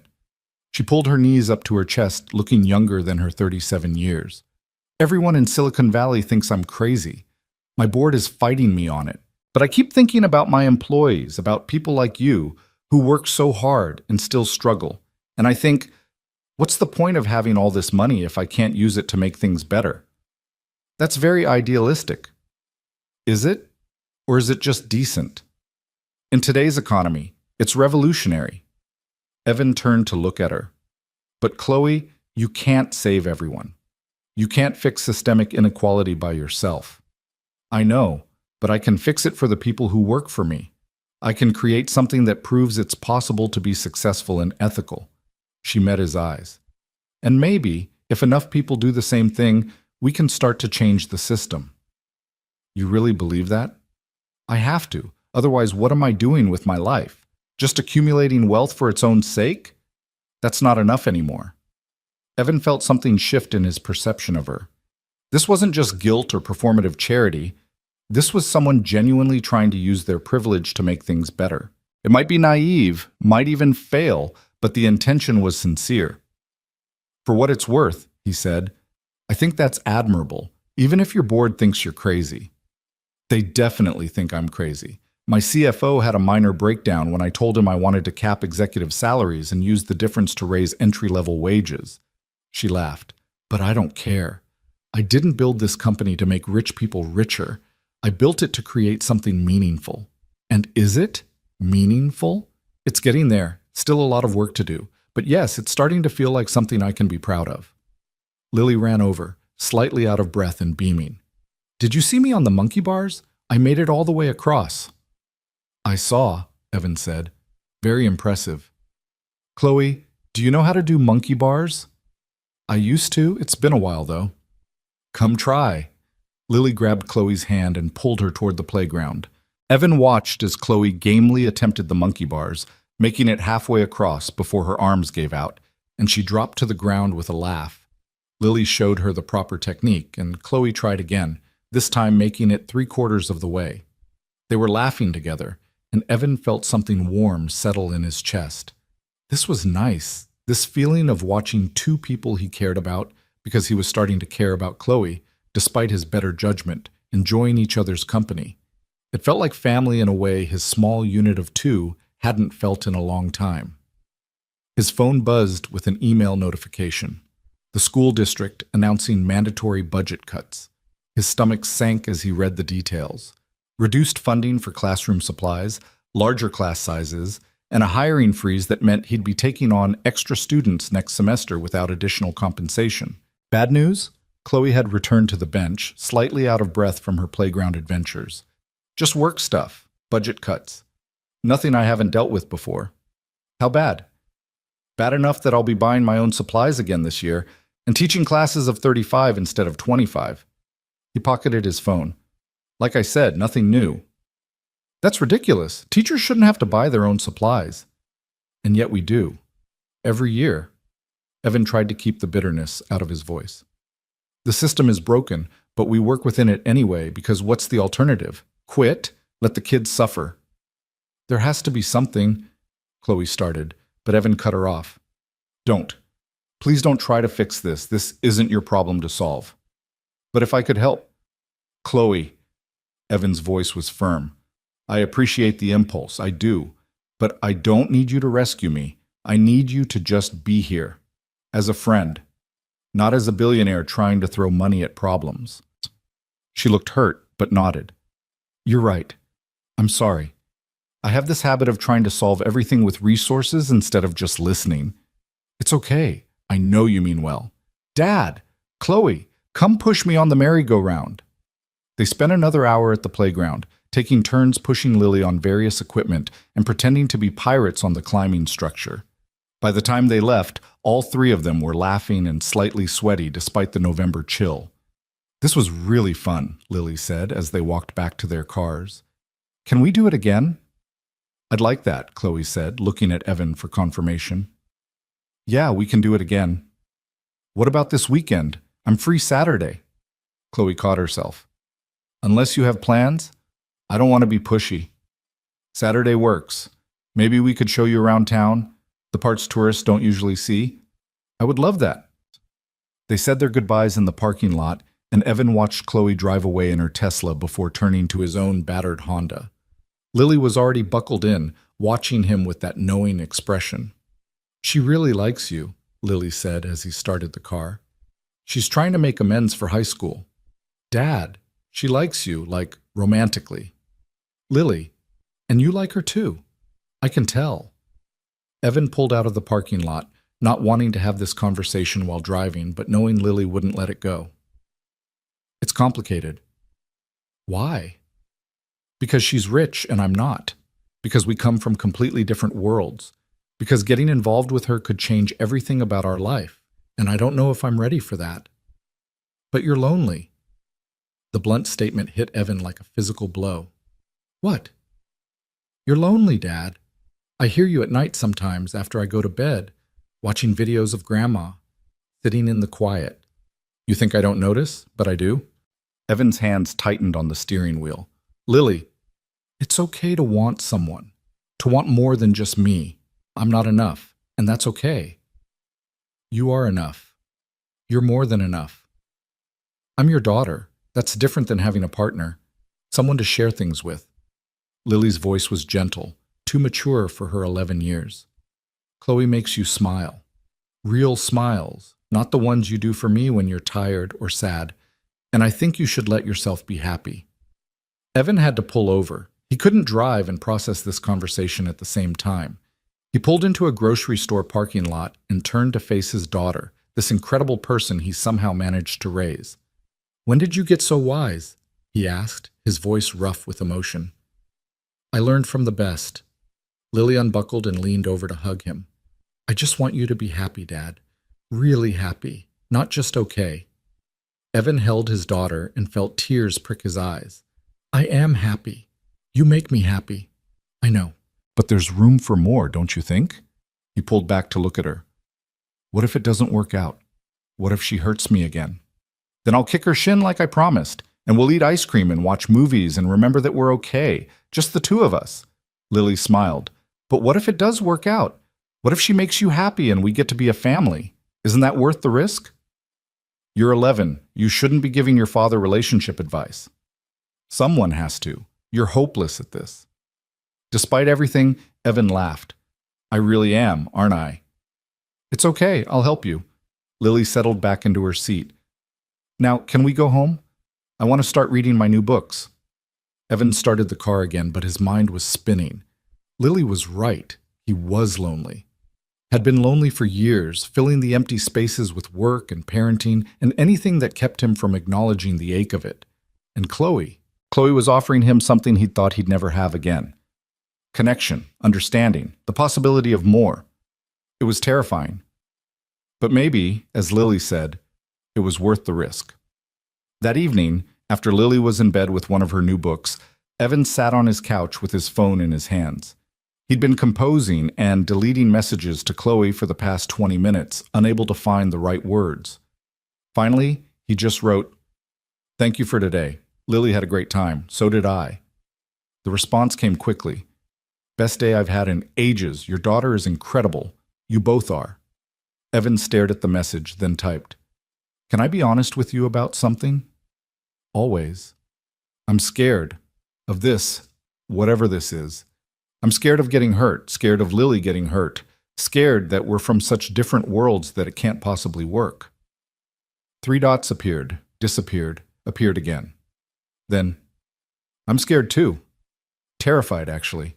Because I care about you and Lily more than I've cared about anyone in years, and the thought of screwing this up keeps me awake at night. Then why are we doing this? Because being scared and being alone are different things, and I'd rather be scared with you than safe and lonely." Evan felt his breath catch. He typed, "Lily thinks you like me. Romantically." Lily is very perceptive. She is. She's also 11 and thinks everything is simple. Maybe some things are simpler than we make them. Maybe two people who care about each other just need to take it one day at a time and see what happens. Is that what we're doing? Caring about each other? I am. I can't speak for you. Evan closed his eyes, feeling the weight of the decision pressing down on him. He could play it safe, keep Chloe at arm's length, protect himself and Lily from potential hurt. Or he could take the risk, open himself up to possibility, and see where it led. He thought about his mother, who'd taken risks her entire life, leaving an abusive marriage, raising a child alone, working herself to exhaustion to give him opportunities. She'd been brave in ways he'd never fully appreciated until she was gone. Maybe it was time for him to be brave too. "I care about you," he typed, "more than I thought I would. More than is probably wise. And it scares the hell out of me." Good scared or bad scared? Both, mostly good. Then let's be scared together. Let's take it slow and see what happens. No pressure, no expectations, just two people figuring things out. And Lily? Lily comes first, always. I would never do anything to hurt her, or you. Evan believed her. Against all odds, after everything, he believed her. "Okay," he wrote, "let's see where this goes. Thank you for giving me this chance, for giving us this chance. Don't make me regret it. I won't, I promise." They texted for another hour, the conversation meandering from serious to silly, touching on everything and nothing. Chloe told him about a disastrous board meeting where someone had accidentally shared the wrong screen and everyone had seen his online shopping cart full of action figures. Evan told her about the time he'd fallen asleep during a faculty meeting and woken himself up with his own snoring.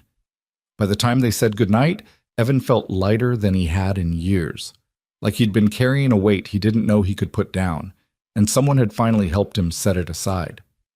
He checked on Lily one more time before bed, finding her asleep with a book on her chest and a smile on her face.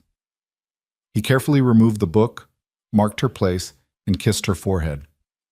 "Thank you," he whispered to his sleeping daughter, "for being braver than I am, for pushing me to take chances, for being the best thing in my life."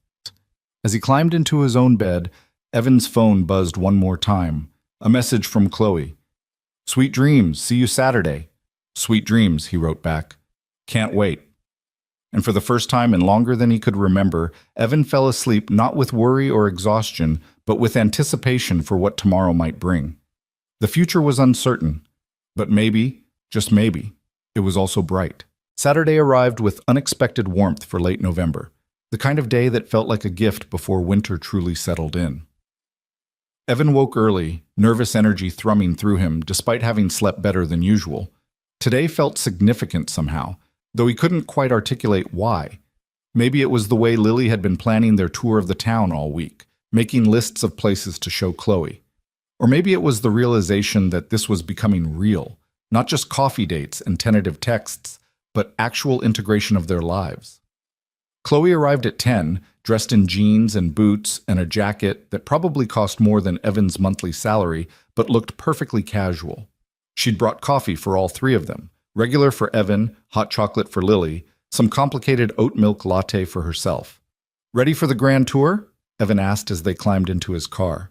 He'd cleaned it the night before, vacuuming out the crumbs and removing the stack of student essays from the passenger seat. "Can't wait. Lily's been texting me hints all week, but won't tell me where we're going." "It's a surprise," Lily said from the back seat, practically bouncing with excitement. "We're showing you the real town, not the boring tourist stuff." They started at the farmer's market, which occupied the parking lot of an old church every Saturday morning.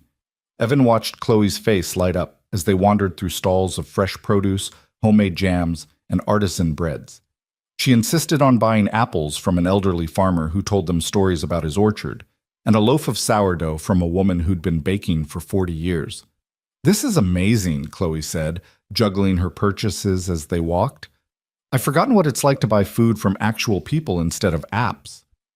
"You buy all your groceries through apps?" Lily asked, scandalized. "Mostly. When I remember to eat." Chloe looked sheepish.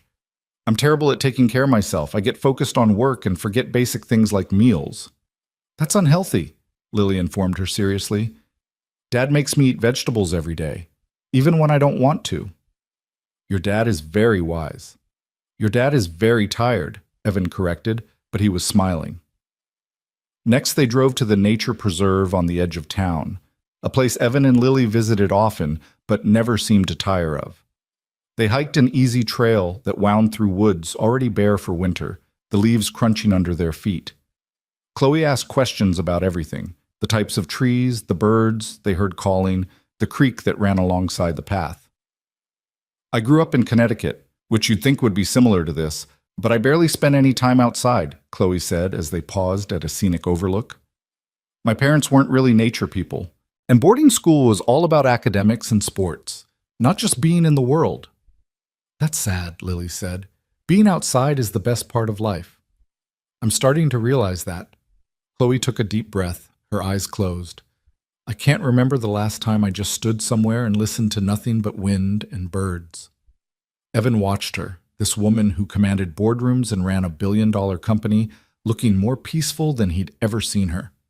There was something vulnerable about Chloe in this moment, stripped of the armor of success and just being present.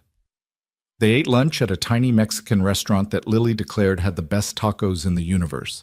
Chloe agreed after her first bite and insisted on ordering one of everything on the menu so they could try it all. The owner, Mrs. Garcia, came out to chat with them, delighted to have Evan and Lily back and curious about their new friend. "Is this your wife?" Mrs. Garcia asked with a knowing smile, and Evan felt his face go hot. "We're just friends," he managed. "Friends who look at each other like that?" Mrs. Garcia winked. "Okay, just friends, for now." After she walked away, Lily giggled. "Everyone can tell, Dad. You're not subtle." "Can we please change the subject?" "Why?" Chloe asked, and there was something mischievous in her expression. "I kind of liked being mistaken for your wife." Evan nearly choked on his water. Lily looked delighted. "Too soon?" Chloe asked, though she was grinning. "Way too soon," Evan said, but he was smiling too. The afternoon included stops at the library where Evan volunteered on weekends, the record store that somehow still existed in the age of streaming, and the park where Lily had learned to ride a bike. Each place came with stories, Evan teaching a reluctant teenager to love reading, Lily falling 7 times before finally mastering 2 wheels, the the owner of the record store who'd given Evan his first job at 16. "You're part of this place," Chloe observed as they drove toward their final destination. "Everyone knows you. Everyone likes you." "Small town," Evan said. "People know everyone." "It's more than that. You've built a life here, a real community. People don't just know you, they care about you. It takes time, showing up consistently, being present. I wouldn't know how to do that." Chloe's voice had gone quiet. "I've moved so much, changed cities and jobs and circles, never stayed anywhere long enough to build roots." "Is that what you want? Roots?" "I think so. I think that's what's been missing." Their last stop was Evan's favorite place in the entire town, a small used bookstore called Chapter 2 that occupied a converted Victorian house. The owner, Margaret, was in her 70s and had been running the shop for 30 years. She knew Evan's taste in books better than he did, and always had recommendations waiting when he visited. "Evan!" Margaret called out as they entered, the bell above the door chiming. "And Lily! And who's this?" "This is our friend Chloe," Lily said. "We're showing her around." "Lovely to meet you." Margaret shook Chloe's hand, then turned to Evan. "I've been saving something for you. Come see." She led them to the classics section and pulled out a first edition of East of Eden, pristine despite its age. "Estate sale find. Thought of you immediately." Evan's breath caught. He'd wanted this for years, but first editions were far beyond his budget. "Margaret, I can't afford this." "Who said anything about affording it? Consider it payment for all those times you've helped me reorganize inventory. It's yours." "I can't." "You can, and you will. This book belongs with someone who loves it, not sitting in my storage room." Evan took the book with trembling hands, feeling the weight of it, the history. "Thank you, really, thank you. That's what friends do." Margaret patted his arm, then turned to Chloe. "You keep an eye on this one. He never lets anyone do nice things for him." "I'm learning that," Chloe said, watching Evan with soft eyes. They browsed for another hour, Chloe buying a stack of books that Margaret insisted on giving her a friend of Evan discount on. By the time they left, the sun was starting to set, painting the sky in shades of orange and pink. "Thank you," Chloe said as they walked back to the car. "For today, for showing me your life. It means more than you know." "It's just a regular Saturday," Evan said. "No, it's not. It's beautiful and real and everything I've been missing." Chloe stopped walking, turning to face him. Lily had run ahead to the car, giving them a moment. "I want this, Evan. This life you've built. This community. This realness. And I want to be part of it, if you'll let me." "Chloe, I know it's fast. I know we're still figuring things out. But I need you to know that I'm serious about this. About you and Lily. About building something real." Evan looked at her, at the vulnerability in her eyes, and felt something settle in his chest. "I'm serious too. Scared, but serious." "Good scared?" "Mostly good scared." She smiled and it transformed her entire face.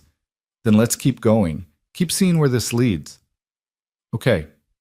But Chloe, I need you to understand something. My life isn't glamorous. It's budget spreadsheets and parent-teacher conferences and arguing with Lily about vegetables. If you're looking for excitement, I'm looking for meaning, for connection, for something that matters more than the next deal or product launch." She reached for his hand, and this time he didn't hesitate to take it. "I think I've been looking for you, actually. For someone who sees me as a person, not a brand. I do see you, the real you, and I like what I see. Even though I was horrible to you in high school? Even though. People change. You've changed. And I think..." He paused, choosing his words carefully. "I think maybe we needed to become who we are now before we could do this. Before we could be ready for each other." That's very philosophical for a Saturday afternoon. "I'm an English teacher. Philosophy is kind of my thing." She laughed, and the sound made his heart do something complicated in his chest. They stood there for a moment, hands linked, the world narrowing to just the two of them. "Dad, are we going home or are you going to stare at each other all day?" Lily's voice carried across the parking lot. "We should go," Evan said, but he didn't move. "We should," Chloe agreed, also not moving. Finally, they walked to the car, still holding hands. Lily gave them a knowing look but didn't comment, just climbed into the back seat with a satisfied smile.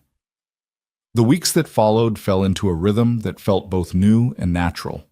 Chloe came over twice a week to help Lily with her math homework and somehow always stayed for dinner.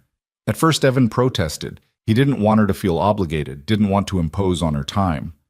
But Chloe insisted she loved it, loved the chaos of their small kitchen and the way Lily chattered about her day and the simple domesticity of it all. She learned to make Lily's favorite pasta dish and brought groceries without making a big deal about it. She attended Lily's science fair and cheered louder than anyone when Lily won second place. She showed up to Evan's classroom one afternoon with coffee and stayed to help him grade papers, offering surprisingly insightful feedback on student essays. "You'd make a good teacher," Evan observed as she marked up a particularly thoughtful analysis of The Great Gatsby. "I doubt that. I have no patience for the bureaucracy you deal with." "True. You'd probably try to optimize the entire education system and have a breakdown when you realized how resistant to change it is." "Accurate." She set down her red pen. "But I admire what you do. The patience, the care you put into each student, the way you see potential in kids everyone else has written off. That's the job. It's more than a job for you, it's a calling."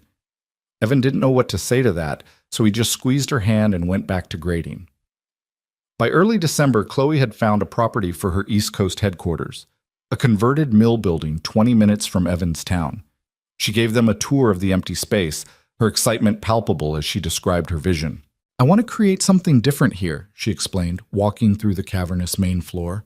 "Not just another tech campus, but a place that actually serves the community. Job training programs for local residents, partnerships with schools, a childcare center for employees, paid family leave, living wages for everyone from the janitors to the executives." "Your board must love that," Evan said dryly. "They hate it. Think I'm wasting money on unnecessary perks. But I don't care. This is my company, and I'm going to run it my way." "What's a living wage?" Lily asked. "It means paying people enough that they can actually afford to live comfortably," Chloe explained. "Not just survive, but thrive.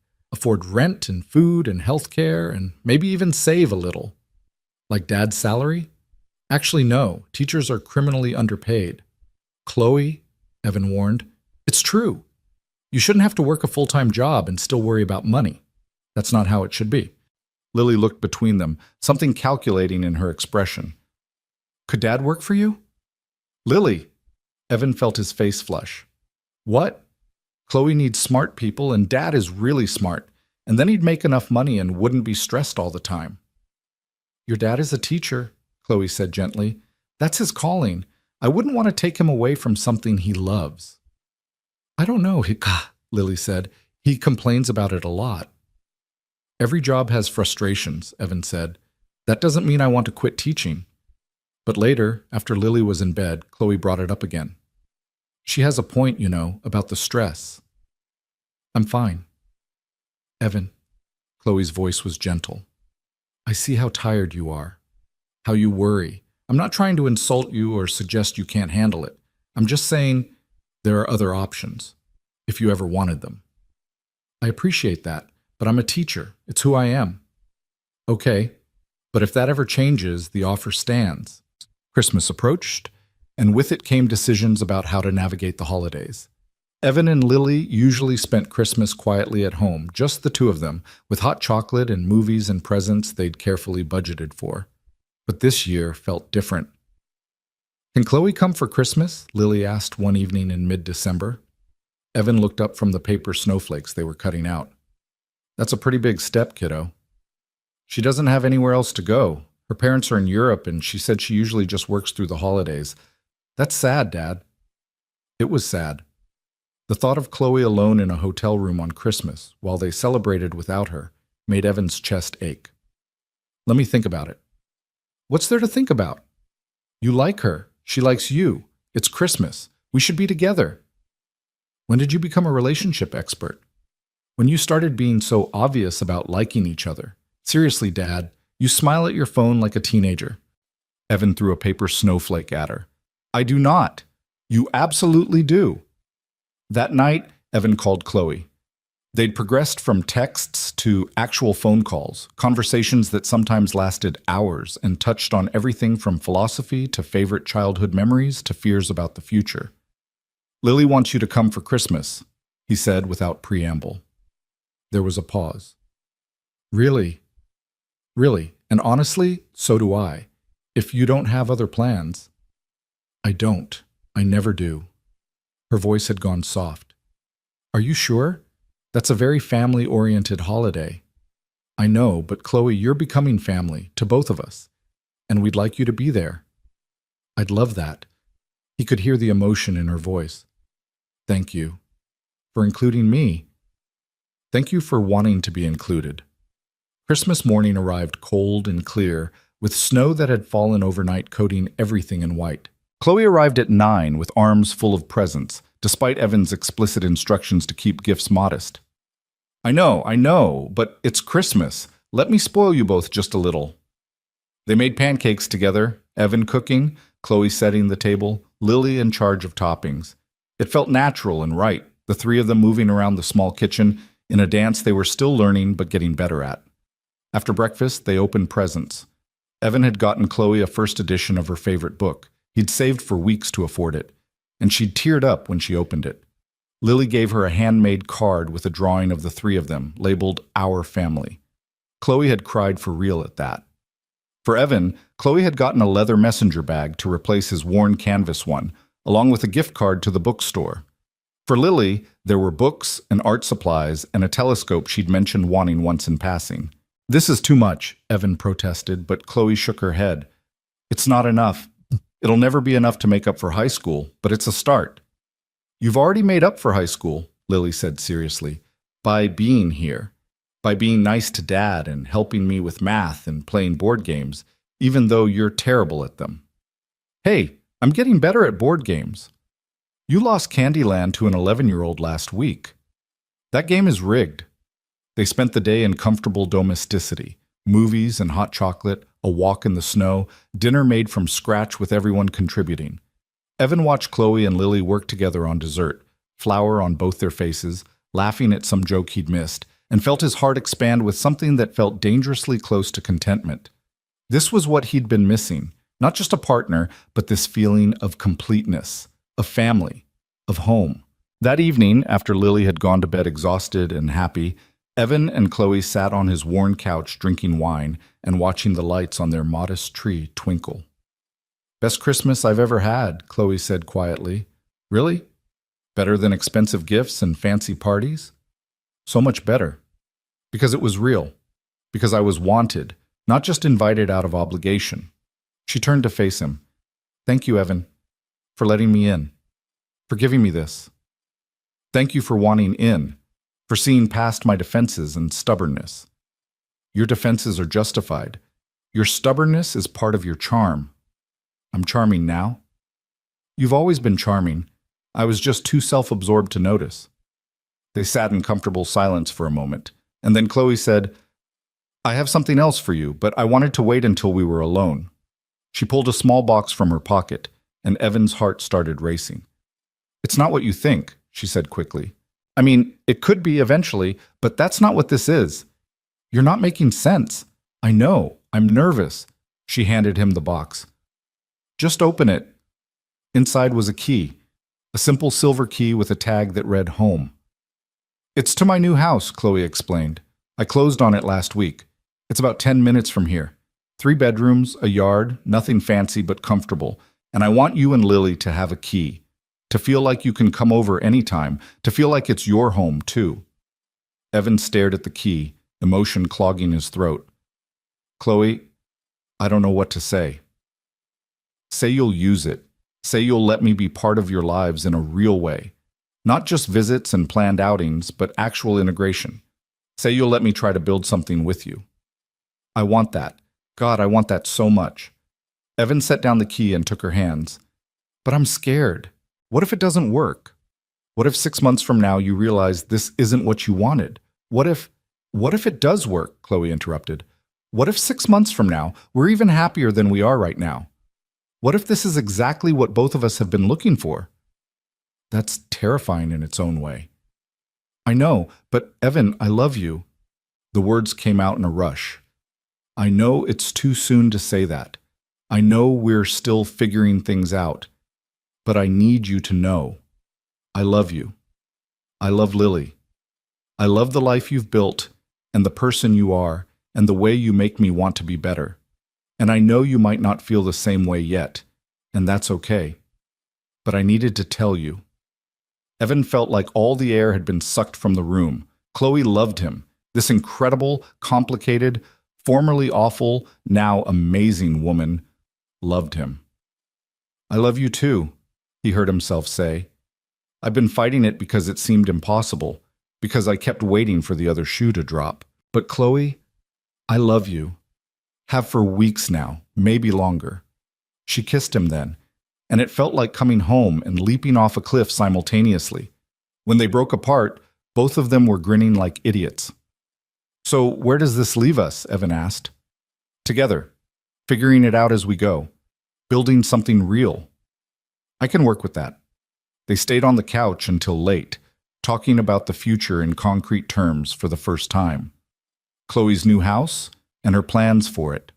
Evan's dreams for his teaching, and maybe, someday, that book he'd always wanted to write. Lily and her education, and making sure they put her needs first in all of this. The logistics of blending their lives while respecting each other's independence.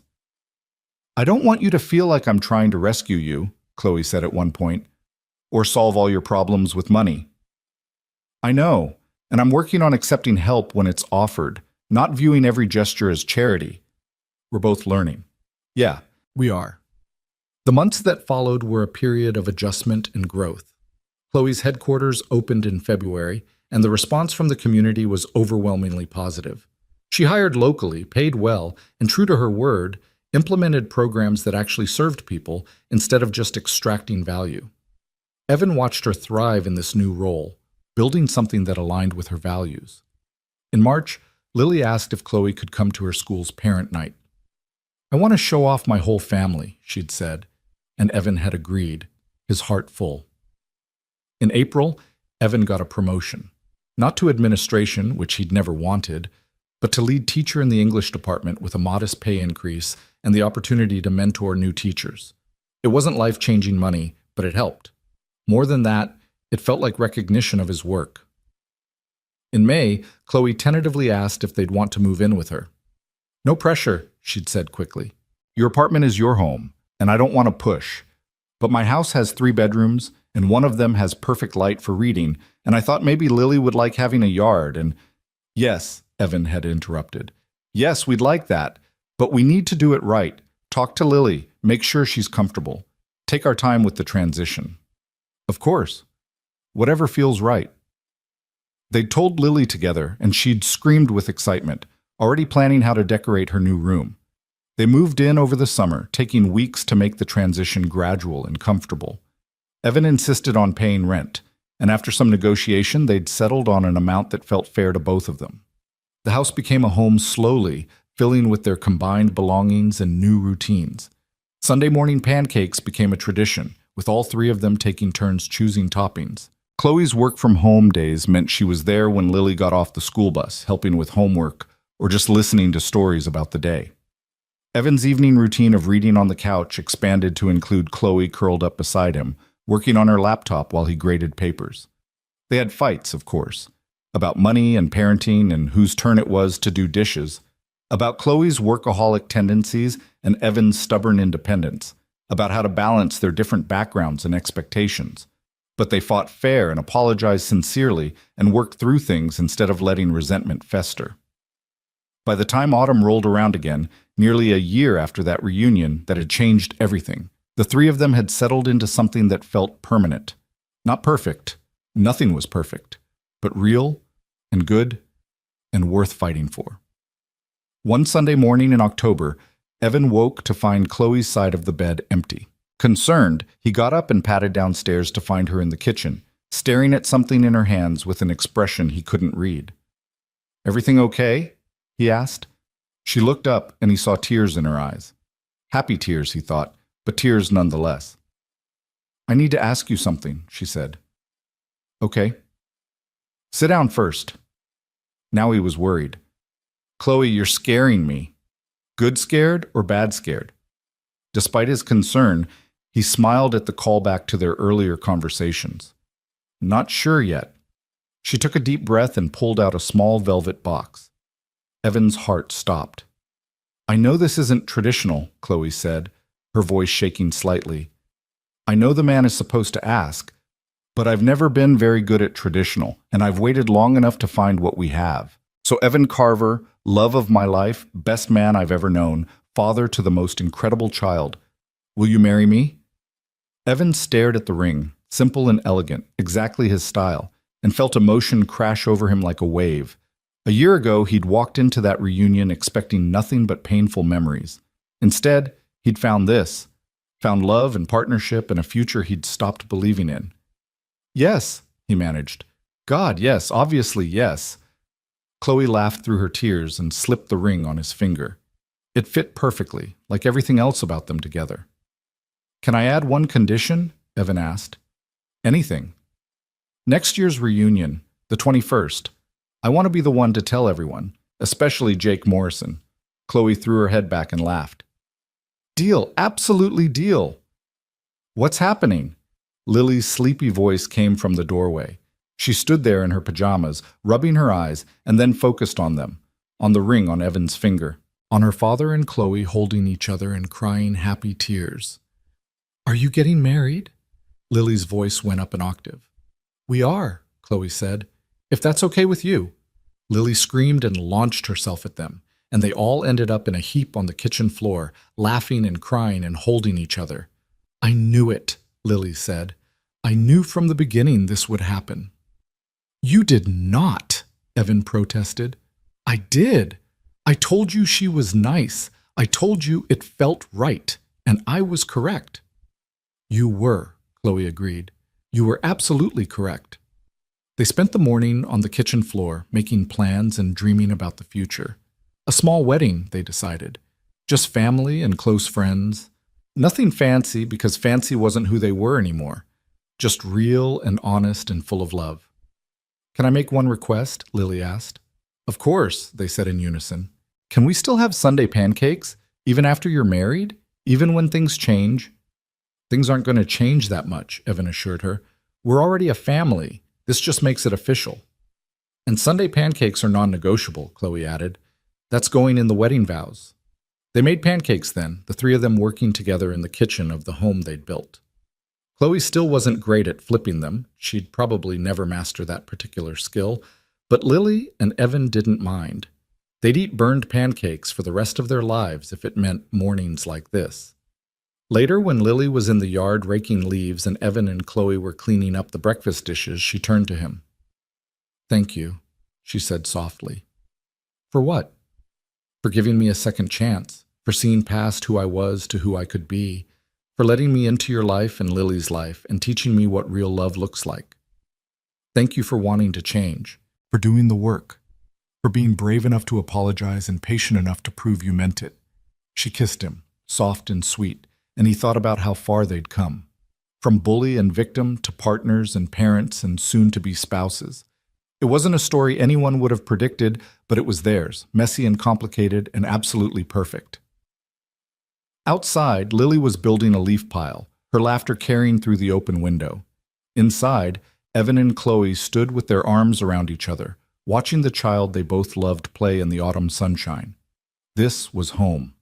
Not the house or the town or any physical place, but this feeling, this connection. These people who'd chosen each other despite everything that should have kept them apart. Evan thought about his mother, who'd worked so hard to give him opportunities. About Rebecca, who'd left but in leaving had allowed him to find something better. About 20-year-old him, walking across that graduation stage as valedictorian, telling everyone that the future belonged to those who showed up for it. He'd shown up, kept showing up through hard times and lonely years and moments of despair. And look what showing up had brought him. Everything. It had brought him everything. I love you, he told Chloe. I love you too. Both of you. My whole heart. They stood there in their kitchen, in their home, in the life they'd built from broken pieces and second chances. The future stretched ahead of them, uncertain but bright. And they were ready. Together. Finally, completely ready.